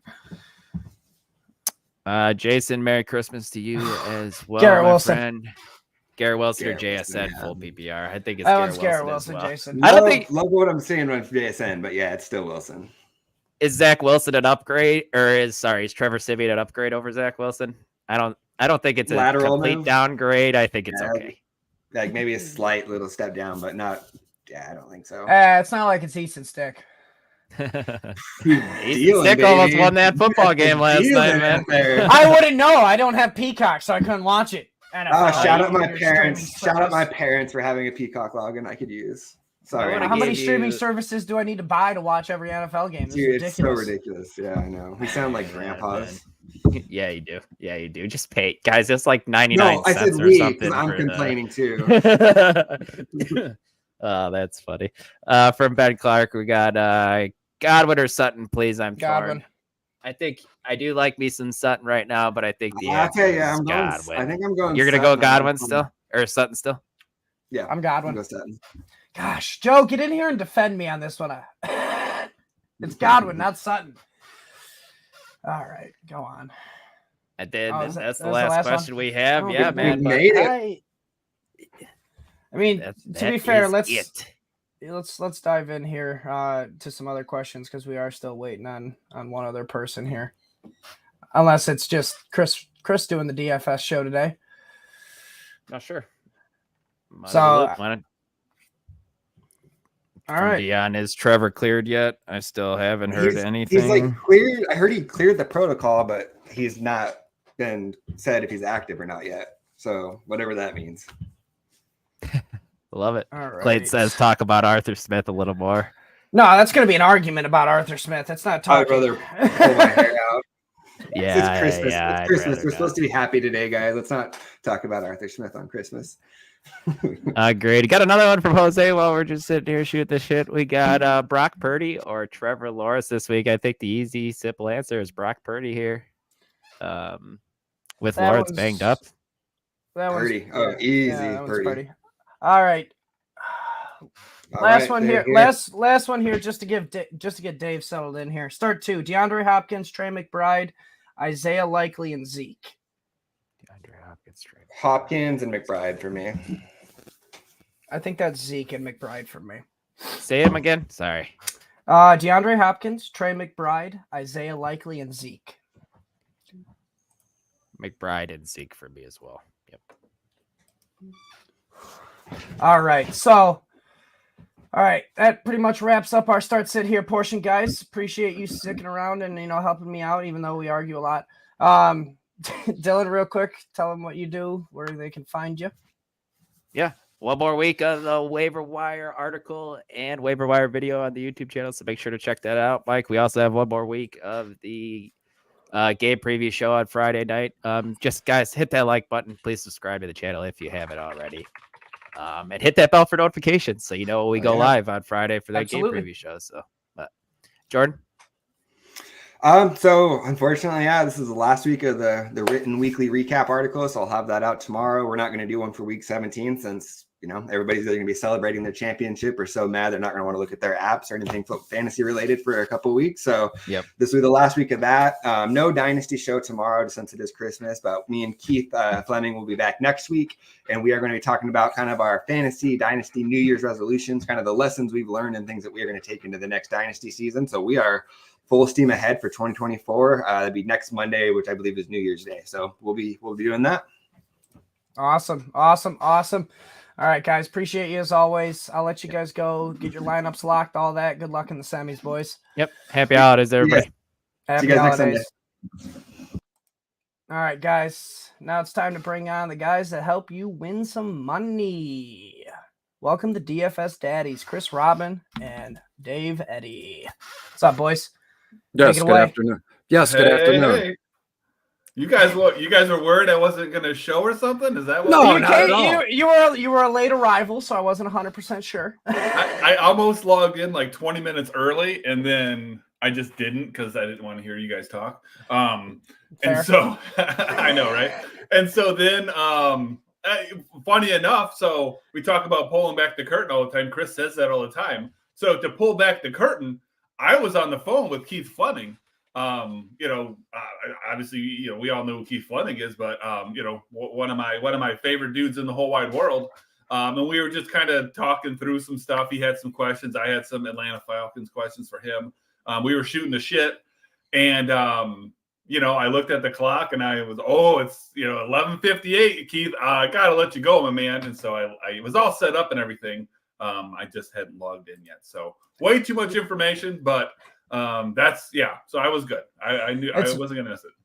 That's right. Save all that information for the DFS talk. All right, I'm out of here, guys. You guys take it away. Help everybody with their lineups. I know I'm going to be listening in the background. Peace. Yes, I'm a bundle of nerves. We all know why. The Lions play at 1:00. We're about 58 minutes away from kickoff, Dave. I know there's a ton of inactives. I just got word both Green Bay guys, the rookie Reed and Romeo, look to be inactive today. So that sets up Dontavian Wicks in a way. And I'm just going to let you go with the inactives as I deal with this anxiety of the Lions. Maybe winning a division title. And we're going to leave it at that. Last time we got into the Lions talk, like on a whim, like we're friends, was Thanksgiving, and it was awful. So I don't want to jinx anything. Hit us, I should say, with the inactives today. It's got to be a long day. Yeah. So to be fair, I got a late start this morning. With talk offline about why if you want to, but I got a late start this morning. And I kind of had to rebuild cash a little bit just because I didn't really look at it since like Thursday. I just had a lot going on. But yeah, I knew there was going to be news that was going to happen. So I also didn't care. I usually try not to look too much on Saturday because I want to wait till Sunday morning and see what pops up. And I think it kind of landed the way that I expected it to. So I haven't looked at the inactives per se. I do know what I needed to know, but I'm refreshing it right now so I can run through it here. Like I said, Dontavian Wicks is in. We got Watson is out. We already pretty much knew that. Jaden Reed is out. Kind of expected that as well. So I was planning on playing Wicks in cash. I just needed to make sure that it was going to be an option, and it is. AJ Dillon is active. I don't know how much that affects anything DFS wise, but he is. Nico Collins is also active. Without CJ Stroud, I don't know exactly how much it matters per se at least for cash. But Stroud is going to be out. We know Zach Moss is out, so Jonathan Taylor makes for an interesting high volume play. Kind of the one that threw me the most for a loop today is Alexander Madison is in. He is not going to be 100%. I'll be honest with you. I don't know that he really takes a ton of work from Ty Chandler. Ty Chandler was locked into cash for me. I am now just a little bit too nervous about the volume. I still think he probably out touches Madison 3-1, 4-1, maybe 5-1. I just don't want to take the chance in cash. There was too many running backs that I felt comfortable with. So Ty Chandler is out for me cash-wise because of the Madison news. However, I'm still heavily invested in Ty Chandler for MME purposes. It's just a risk-reward thing. So, Zach Wilson. Well, if I could give some when we move on later, please. I'll have when we get through the inactives, I can go through some projections for each guy, maybe settle some nerves for some people in the comments. But go ahead with the inactives. Yeah. There's just a whole bunch going on here today with it. Kenneth Walker is going to be playing. Will Levis is out, so Tannehill is back in. Chiggy Woo Woo, my guy, he's active. Brian Robbins is out. We already knew that. So, we talked on Friday. Chris Rodriguez, Antonio Gibson, kind of what you want to do there. Late games, I'm looking here. Marquise Brown is out. I think that, that makes Trey McBride basically a wide receiver 1 this week. And so I had to lock him in. I love Njoku. I love Njoku's volume. It's been amazing. And I had to flip the switch and I had to pay up, for Trey McBride at tight end in cash. And I think I have him locked in MME as well. Not intentionally, just the way it works out. Just a wide receiver 1 with his volume at the price that he has at a tight end is just ridiculous to me. I think Deontay Foreman's going to miss today as well. I don't know that. I think he's not expected to play. I don't think he's officially been ruled out, but he's not playing. So, I think that makes Rashawn Johnson kind of interesting. I couldn't go there for cash because if I wasn't going to play Ty Chandler, who I was confident in, I could not play Rashawn Johnson. I know that that's going to be interesting to you. I still did not find he didn't find his way into my MME stuff either. I don't think that the reward is worth the risk personally, but I can see a lot of people going that direction. I think Trevor Lawrence plays. His receivers, I think it's just going to end up being Ridley, Ingram, and Parker Washington. I think Zay Jones is going to be out. We already know Christian Kirk is out. And then Tyreek Hill is listed here as questionable. I thought he was going to play last week, and I was surprised he didn't. I also think he's going to play this week, but either way, too risky. For me there, I've actually just simply moved to interest in Justin Jefferson. Of course, he goes up against our Lions. We know how that very well could work out. That's okay. Yeah. So, so that's kind of my thoughts with the inactives, Chris. What it's like seeing it's like seeing the storm clouds and expecting it not to thunder and rain and lightning. I mean, Justin Jefferson is going to happen regardless if you're going to win or you're going to lose. Briefly, if it matters, while we're on the subject, I have Ty Chandler, 12 to 13 carries, around 50 plus yards. So far, so good. He's averaged around 4.7 yards a carry this season. Today, we're looking at 4.1, 4.2 in that area, 3 to 4 receptions, around 25 to 30 yards. And then Mattinson, 8 to 9 carries, only looking at around 30 to 35 yards, and a reception or two for another 10 yards. And one more thing that I found interesting, and I had in my memory bank with D-Hop, DeAndre Hopkins for the Titans, with Will Levis, he's had about 14.8 points per game PPR, and with Ryan Tannehill, only around 10.2 points per game. So, I mean, a difference of 4 points in a championship game, that is huge. A big deal. And in DFS, I mean, we're scrounging and clawing for every point we can get. So that 4 points is a difference between Levis and Tanny when it comes to D-Hop.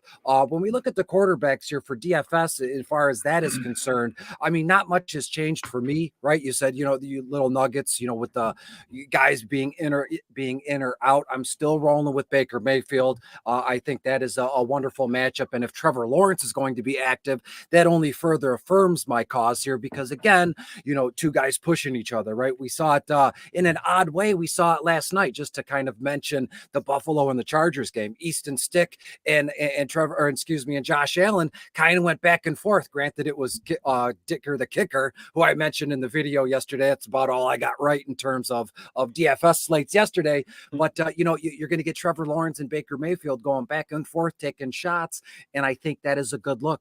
Baker 7-3 on FanDuel, only $6,000 on DraftKings. Yeah. I'll leave Joe Flacco to you. And as we move down the list, I've still not gotten away from Jared Goff. I just don't have one of the only weeks where I just don't have the stones. I don't have the stomach, right? I've never been a nervous, anxious guy, right? But I've always been a superstitious kind of guy. So it today borders. It's like OCD almost. It's borderline OCD, where it's like I got to go through these rituals, but I'm not doing the rituals today, because what does it matter? Because I haven't done the rituals so far this season, and it's been good. So you see my brain is all whacked out. I know. I'm not doing rituals as part of my rituals because I didn't do the rituals in the first place. It's all whacked out, and that's what the Lions make me feel. So listen, buddy, as long as it makes sense to you, that's all that matters. You know I'm a judgment-free zone. You and I, privately, we can talk about the weird things that maybe we wouldn't mention. Microphone and a camera. I guess that's why you and I have had some success writing and broadcasting, because I just, I say what I feel when I feel, and regardless of the consequences. And last but not least, let's talk about Gardner Minshew briefly. We caught the tail end of the last broadcast, and the guys were kind of, waiting for us. So it was kind of a little bit of a small talk issue. But Atlanta, with their head coach and what's going on with Bijan, I mean, Gardner Minshew in the meantime just been chucking the football, and you can count on him to probably attempt 30 plus passes in this one. Jonathan Taylor be damned, right? He's still going to get to carry some of the load here. Zach Moss is going to be out, so Baker Mayfield and Gardner Minshew is where I'm rolling, and we know that I do love Joe Flacco, but I'm sure you have a wonderful presentation. And if we love Jared Goff, then why not sprinkle a little bit of Nick Mullins in there, just for the heck of it, right? If we're going to lose or we're going to win.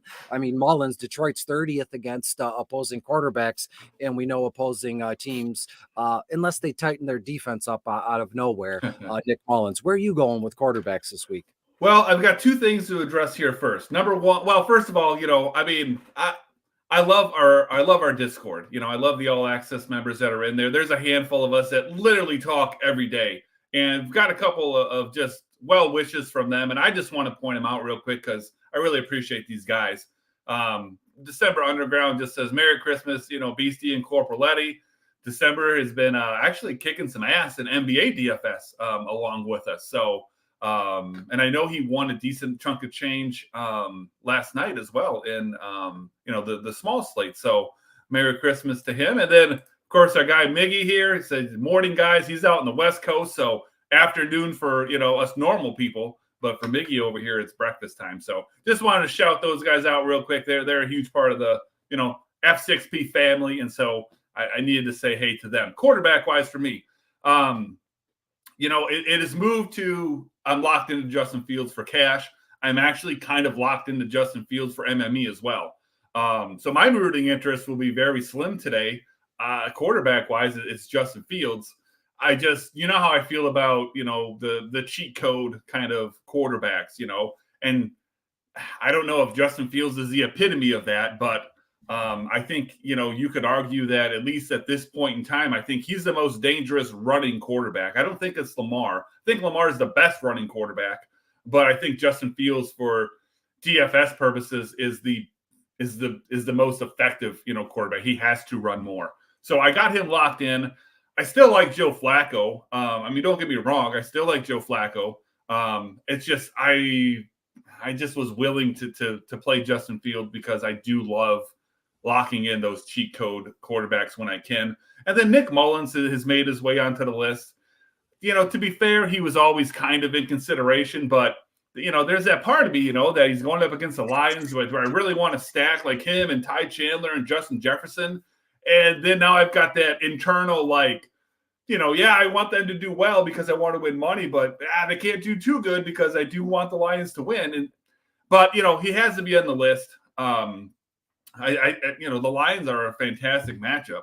So I think he makes for a good play. He's relatively cheap. Obviously Justin Jefferson is a natural stacking partner for him in cash or an MME. So yeah, that's what I'm thinking at QB this week, Chris. Yeah, we have a bunch of questions coming in too, and I'm trying to, comment in there and write down stats and everything. But before we move on to running backs, I leave those for Mike and Joe. Those redraft questions, I don't bring those up. I let them answer them in the comments. I try and be a man of the people and do what I can. And really quick, what I was going to mention was there was an interview last night it was actually Justin Fields with whatever, it was one of the female Chicago reporters, and it's like he was like saying goodbye to Chicago. Yeah, I mean, and it was odd and it was sad. People were commenting on it, and it's like in a way it kind of puts into perspective. This is real life, right? If we rewind back 5 or 6 months, I mean, Chicago Bears fans were just like they were very insufferable, let's say. And they were winning the division. Fields is going to be the MVP, and I'm not trying to hate on Chicago or Justin Fields. I respect, all of this stuff, but they got a lot to figure out over there. And if this is going to be Justin Fields' swan song, last game, are they playing in Chicago? I don't even, I don't even have him in my notes because he's too expensive. Yeah, they're in Chicago. It's heavy fog. I just forgot. So if this is going to be his last start in Chicago, he's going to just go, pardon my language, he's going to go balls to the wall. I mean, to a certain extent, or you're going to get the lame tame Fields, who just doesn't care. He's not going to sacrifice himself if he's going to leave and expect big money from a contract elsewhere if someone's going to take him on. So again, heading into this broadcast on Sunday, it was all about Fields. I had him locked in GPPs and everywhere, and now I'm second guessing, which again isn't like me. I don't tinker, I don't do that stuff. But that interview last night that I caught was powerful, and it's like it's a bummer, and you just don't know which way it's going to go. Maybe my conviction, and he's my cash quarterback, and I basically have him locked into MME. Maybe that should help with that pause and go, you know what? If I was thinking it and Dave was thinking it, and we never talked about this behind the scenes, we haven't talked since Friday night. No. So if I'm on the same boat and you're on the same boat and we came there completely independently, I think that might speak volumes, Chris. Yeah, when I in my notes I have just added notes around 31 attempts, 20 completions, about 220 yards, but you're looking at like 65 to 70 yards on the ground, which is 6 or 7 points alone, and more than likely he'll find the end zone once or twice on the ground, and then again with his arm. So it's a can't lose kind of thing. And again, there is heavy fog in Chicago, kind of the same thing here in Detroit. But does that really matter? Nope, yeah, exactly. When we look at the running back position here, my position has not changed at all, right? I know we've had not a lot of things to do. You were away yesterday up north or with family. And again, yesterday I spent most of the day cooking and hanging with my mom. And so when you look at the notes, what I have is what you get, and you can kind of spin it to your advantage. But Thursday, I think we both did, myself included, did a pretty good job at where we were going. And again, we waded through all the BS and inactives and whatnot. And the one addition I would have is AJ Dillon is active, and I like that. He was in bottom of the barrel because the matchup is sweet. Carolina's 30th overall against running backs. Aaron Jones has been in and out. I don't even know his status. I haven't even looked at Aaron Jones. They're both playing this season at all. They haven't been on my radar, but I'm going to double check, but I'm fairly sure they're both playing. So regardless, I'm still going to go with that because they have Aaron Jones isn't even on the injury list. So yeah, which is wild, right? He's been out all season, and now AJ Dillon. And AJ Dillon, I think it was just like a hand or a thumb thing. So it was never his lower body, his tree trunks, it's thumb. So it was about ball security and things like that. So AJ Dillon, I'm going to bump up just a few pegs and my GPPs. And the difference in price tag on FanDuel is $6,000, but on DraftKings he's only $4,900. So to me, that speaks volumes as well. AJ Dillon, very much a play on DraftKings. And now that Donta Foreman is also inactive, he was also also in bottom of the barrel. That makes the rookie Roschon Johnson absolutely a play for me. And I'm seeing the fantasy six pack saying sit Roschon. You got to know that there's a difference between seasonal and DFS formats. And in a DFS format, I'm going to run with Roschon all day looking at it. And I've highlighted him twice in 2 or 3 different colors, Hubbard and Devin Singletary. I've had that lineup, that 2 running back combo locked since Thursday. And all I'm doing is moving around the flex spot. And more than likely, I'm going to bump in either Roschon. I'm going to have lineups with Roschon Johnson in Arizona. They're playing Arizona dead last against running backs. And Rachaad White is more your territory. But given the price tag and the matchup and the slate, I thought it best to maybe mention him as well and set you up for a meatball here. So I'm going Hubbard, Singletary, Chris Rodriguez as well, who we talked about on Thursday.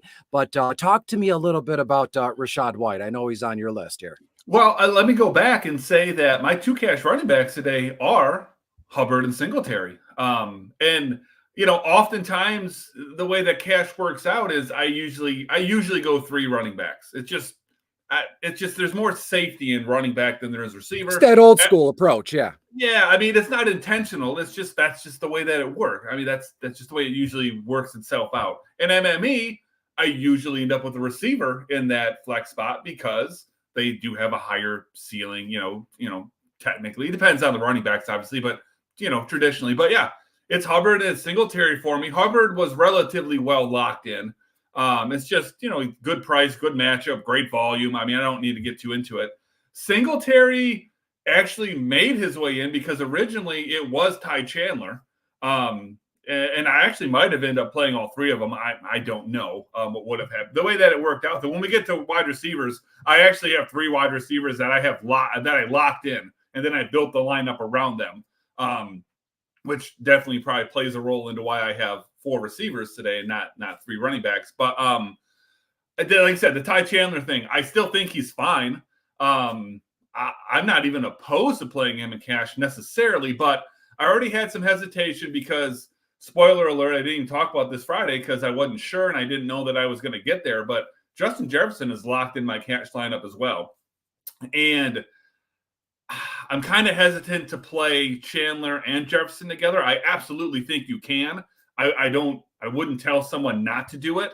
But for me, it's the same in MME as it is in cash, in my opinion. If I'm going to play 2 players from the same team in my lineup, then they either are going to end up being paired with, their quarterback or the opposing quarterback. Otherwise, to me, it's like if I'm going to play Chandler and Jefferson, then why wouldn't I just play Nick Mullins? And if I'm not willing to do that, then I need to pick. I need to pick and choose, right? I need to say, okay, then I'm either playing Chandler or Jefferson. I was already going to just play Jefferson. The Madison news just really confirmed that and cemented it. So I still think he's in play, but just not for me. I think Jonathan Taylor's a great play as well. I mean, I'm seeking volume, not just from running backs, but from receivers, tight ends, hell, quarterbacks. I mean, we've been playing Sam Howell all year. So I think Jonathan Taylor's in play there. Zach Moss, he should be able to get as many carries as they're willing to give him. And then we get to Rachaad White, right? The guy you mentioned, Rachaad White was a guy that, we were riding, earlier in the season, at least I was in cash, but that's when he was in the low 5s, low 5,000s, he was really cheap. Now his price has steadily gone up. He's up to 7,400 this week on DraftKings. So, that's a 50% jump from the 5,000 that we were playing, 6 weeks ago, but he still continues to hit value. He has not missed 3x value since week 6 against our Lions, oddly enough. So even though the price goes up, his production has followed. So yeah, I think if somebody wanted to go that direction in cash or in MME, absolutely. It just probably means that then you couldn't play either Fields, or maybe you couldn't play Justin Jefferson, or maybe you don't play DJ. You've got to sacrifice somewhere. And I just felt like there were cheaper options at running back that I'm okay with. That as much as I like Rachaad White, he just didn't make the cut, so to speak. Can't play everyone, right? Exactly. Yeah. I mean, remember when FanDuel tried, they had like super flex lineups you can do, and it was such a mess. And I don't even think that's possible anymore. They jumped on they do board. it on DraftKings. Yeah, you can play 2 quarterbacks. They jumped on board with that, and I think it was fairly it died out pretty quick on FanDuel at least. And so as we keep this thing moving here, it's around 12:22 Eastern time on this Christmas Eve. Thank you everybody for being here. If you're still in the fantasy playoffs, or you got a championship game coming up, fingers crossed, head to the website fantasy6pack.net. When you get there, use the promo code FF Playoffs. You get 25% off whatever premium package you can get your hands on. And this just in, me, Dave, Keith, and everybody else, we're doing DFS and sports betting stuff. At least I am, all the way through to the Super Bowl. So that premium package, that the cheapest one is like $10 a month. I'm still going to be around. You're still going to be active in the Discord. So Fantasy Six Pack isn't just relegated to seasonal stuff in the rankings. With Dave and I and Keith, you're going to get every dime of that subscription fee all the way through to the Super Bowl. And you heard the last set of guys, they're already going to be moving on to Dynasty 2024 videos. So jump on board with the promotion while we got it. It is Christmas time. You can gift anybody that stuff as well. So again, it's 12:24 now, and let's look at the wide receiver position as we get into today's action. And again, when we look at things, it's all the same. It's all the kind of the same stuff we talked about on Thursday. And excuse me, I'm rustling around the papers here. And we had a comment that Weston Banks, he said likely JSN, and I'm assuming he's talking about the rookie for the Seattle Seahawks, Jackson Smith-Njigba. Perfect spot for me to start. They're in Tennessee. Tennessee's 27th overall against opposing wide receivers, and he's kind of been coming on strong, right? We know DK Metcalf is kind of you said it perfectly on Thursday, and what I got out of it is like DK Metcalf, he's not an anomaly, but he's a wide receiver one stud, but he's like in sheep's clothing in a way, right? He has those he's like I wouldn't compare him to Gabe Davis, who's like literally a bagel goose egg, or what he does yesterday, all or nothing. Gabe Davis. Which I said was going to I said, last week was a 0.0 for him. So this week it's going to be 20, 30 points, and it happened. So to me, when you look at Metcalf or Lockett, they're enticing, but their price tag kind of takes it out for me. And you look at Jackson Smith-Njigba, only $5,900 on FanDuel, a wonderful play. Dontavian Wicks for the Green Bay Packers. Now that both Reed and Romeo Dobbs is going to be not Dobbs, Watson. Watson, excuse me, is inactive, and the rookie Reed, excuse me, as well, with some sort of chest thing, and the way they use him. So maybe Wicks can come around a little bit and may step in that Reed role. That would be wonderful, given his price tag and all that.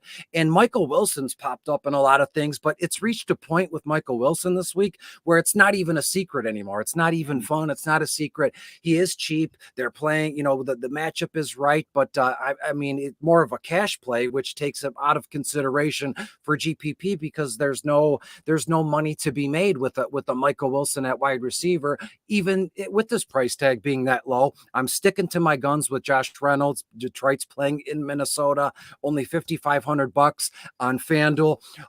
In unfortunate news, I hate to take advantage of things, but that's this world still spins and turns. Michael Pittman Jr. had a concussion relapse, and he's going to be inactive, and that's scary stuff. I mean, that's real life scary things, kind of like Hayden Hurst has had, concussion amnesia, and that's kind of like when you want to walk away. And Pittman's still young enough in his early 20s where you got to consider, what are we doing here? This is all you've ever known, but at what point is your brain going to be mush? So, not to take advantage, but Alec Pierce has to be, now bumped up a rung or two, and they're playing in Atlanta. And while Atlanta's fourth against opposing wide receivers, volume, and Pierce is going to be there. It could be the Pierce and JT show, and then you pair it with Gardner Minshew, and that's a trio right there, and we see what we can get. So it's a small pool. Jonathan Mingo I mentioned on Thursday as well, and not much has changed. Just lastly, maybe a little bit of Alan Lazard in a way, just because the matchup is green and the Jets, and I don't know. I just have a feeling, and why not? I do it every week, and we'll do it one more time. Let's talk a little bit about Jameson Williams, right? The Lions in Minnesota, and what's the worst that could happen, given the price tag? He's still $5,200 on FanDuel. yet. Is it 3-4 times value? He's yet to return that, but given the matchup and given what's on the line, maybe the Lions come out with their ass on fire, as Dan Campbell said in the start the season. We're starving, so all you hyenas better run away because we're starving. Maybe J-Mo gets in on that action. Where are you looking for a wide receiver this week? Yeah, I think I've already kind of laid my cards on the table to this point. I'm locked in on DJ Moore. He's a different player with Justin Fields. I've talked about it for a few weeks now. I talked about, as a matter of fact, since Justin Fields has been back. So I'm playing Justin Fields. DJ Moore was actually in my lineup when I was playing Joe Flacco. So, he didn't go anywhere with the correlation with Justin Fields. I'm in on Justin Jefferson. It's just such a great matchup. He's $8,100 on DraftKings right now, which seems criminal because, when Justin Jefferson, was healthy and, playing well, you're spending $9,500 on him on DraftKings, $8,100 with this matchup against the Lions in what is a must-win game for Minnesota.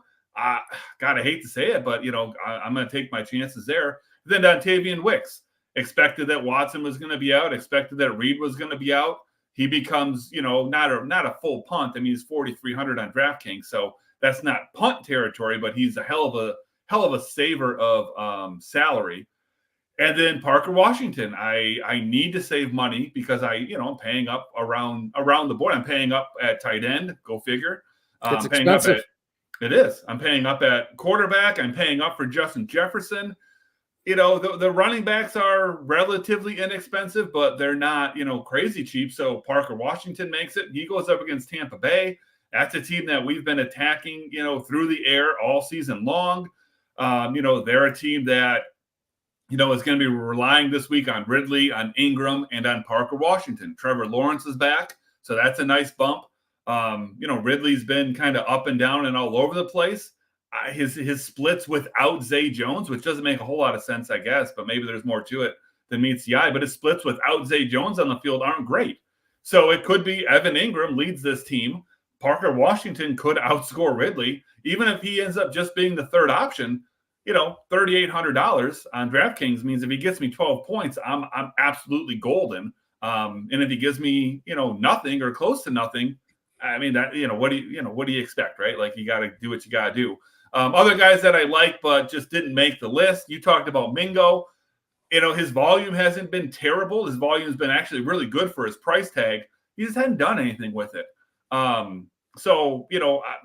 I do chase volume. I think, that's the way to go, but it's just, he hasn't really rewarded it. So it really was a decision for me between Washington or Mingo. I went with Washington.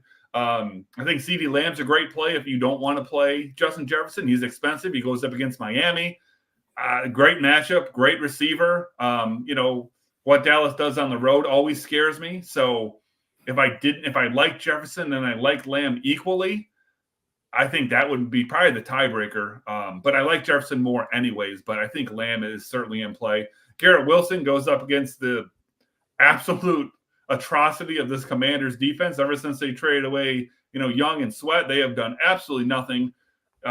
Completely vulnerable in all facets of the game. Wilson is an elite wide receiver. He just hadn't had anybody to throw the ball to him, really, and he's still been putting up insane volume. I don't think that changes today. And his price tag, it continues to remain solid. And then Elijah Moore, if you wanted a different name that's not too expensive, I liked Flacco. So, Njoku was my favorite target. You could go Cooper, you could go Moore if you wanted to say who's your second favorite. But for me, it's more just based on price, Chris, Yeah, I'm 100%. I don't connection lost out. I went buffering for a moment, but I'm back. And yeah, Garrett, I was going to toss that up to you at the end here, but you mentioned him at the tail end. It's like we're always on the same page, so it's nothing funny how that works, ain't it? Yeah, isn't it? And as we look, we're gonna talk about the tight end position and DSTs briefly. It's about 12:32 right now. We're what are we now? 28 minutes before the 1 28 p.m. minutes lock. till Lions Division Championship kicks off. 28 minutes before lock, 1 p.m. We're gonna start, in an Italian house. household. We start to get the food ready here early. We celebrate, everybody celebrates Christmas Eve, you'd like to think, across the board here. And it's just going to be a fun day, family. And again, it's like one of those things where there's nothing to do today, but that's what's the beauty. There's nothing to do, but there's still a few responsibilities. And it's always like sports betting or DFS. If you're not into football, or I don't know what the heck, what would we be doing right now if we weren't into football or DFS? We'd be sitting around like some schlubs, maybe playing video games or something. Doing a puzzle or something, Sudoku. Yeah. I don't even know what. I don't understand it either. When we look at the tight end position, it's pretty front end loaded. Laporta, McBride, Hawkinson, Njoku, and Ingram. That's your top 5 in terms of price tags on FanDuel. And when we look at like the cheaper options, there is realistically, at the tight end position this week, I've noticed, week to week, it's always different. I've talked about this till I've been blue in the face. Every week is different, right? And this week I was able to be a little bit frugal with my running backs, right?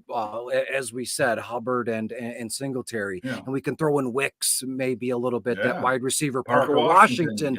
So therefore, I'm choosing to spend up a little bit at tight end this week because you know what? You not that you talked me into it, but you did on Thursday. And that the idea of McBride and Njoku in the same lineup is really got me going, right? And I love it. So I will save that little spiel for you. And as we go down the list, right, Tucker Kraft is very much in play. The young kid in Green Bay, with all those injuries, absolutely. And they're in Carolina. I don't understand Carolina's DVP. They're kind of like that so far. They're like in the top 10 against all these teams, defensively, but they've got 1 or 2 wins and they're awful. But Tucker Kraft only $5,300 on FanDuel. Cade Otton is also in play with Baker Mayfield. If you like Baker, there's a million different ways you can stack Tampa Bay here with all these options, right? It's Baker, Rashad, both of the Evans and Godwin. You can even sprinkle in Cade Otton against Jacksonville, 29th DVP, and Cade Otton only $5,200 on FanDuel. And as we go down the list again, if you like, Garrett Wilson and Tyler Conklin combo makes a little bit of sense. Washington, the Commanders, as you said, just they've given up, and maybe even next season as well. I don't know what the heck they're doing, but there's something there with him. And last but not least, I mentioned him on Thursday. Both of these guys, Will Mallory, the Colts are playing Atlanta. Atlanta's 25th against tight ends. Will Mallory only $4,500. And again, you only need what 2 or 3 catches for 30 yards at that price tag, and you're going to be okay. And lastly, I mentioned Josh Wiley last week, but that was on Thursday.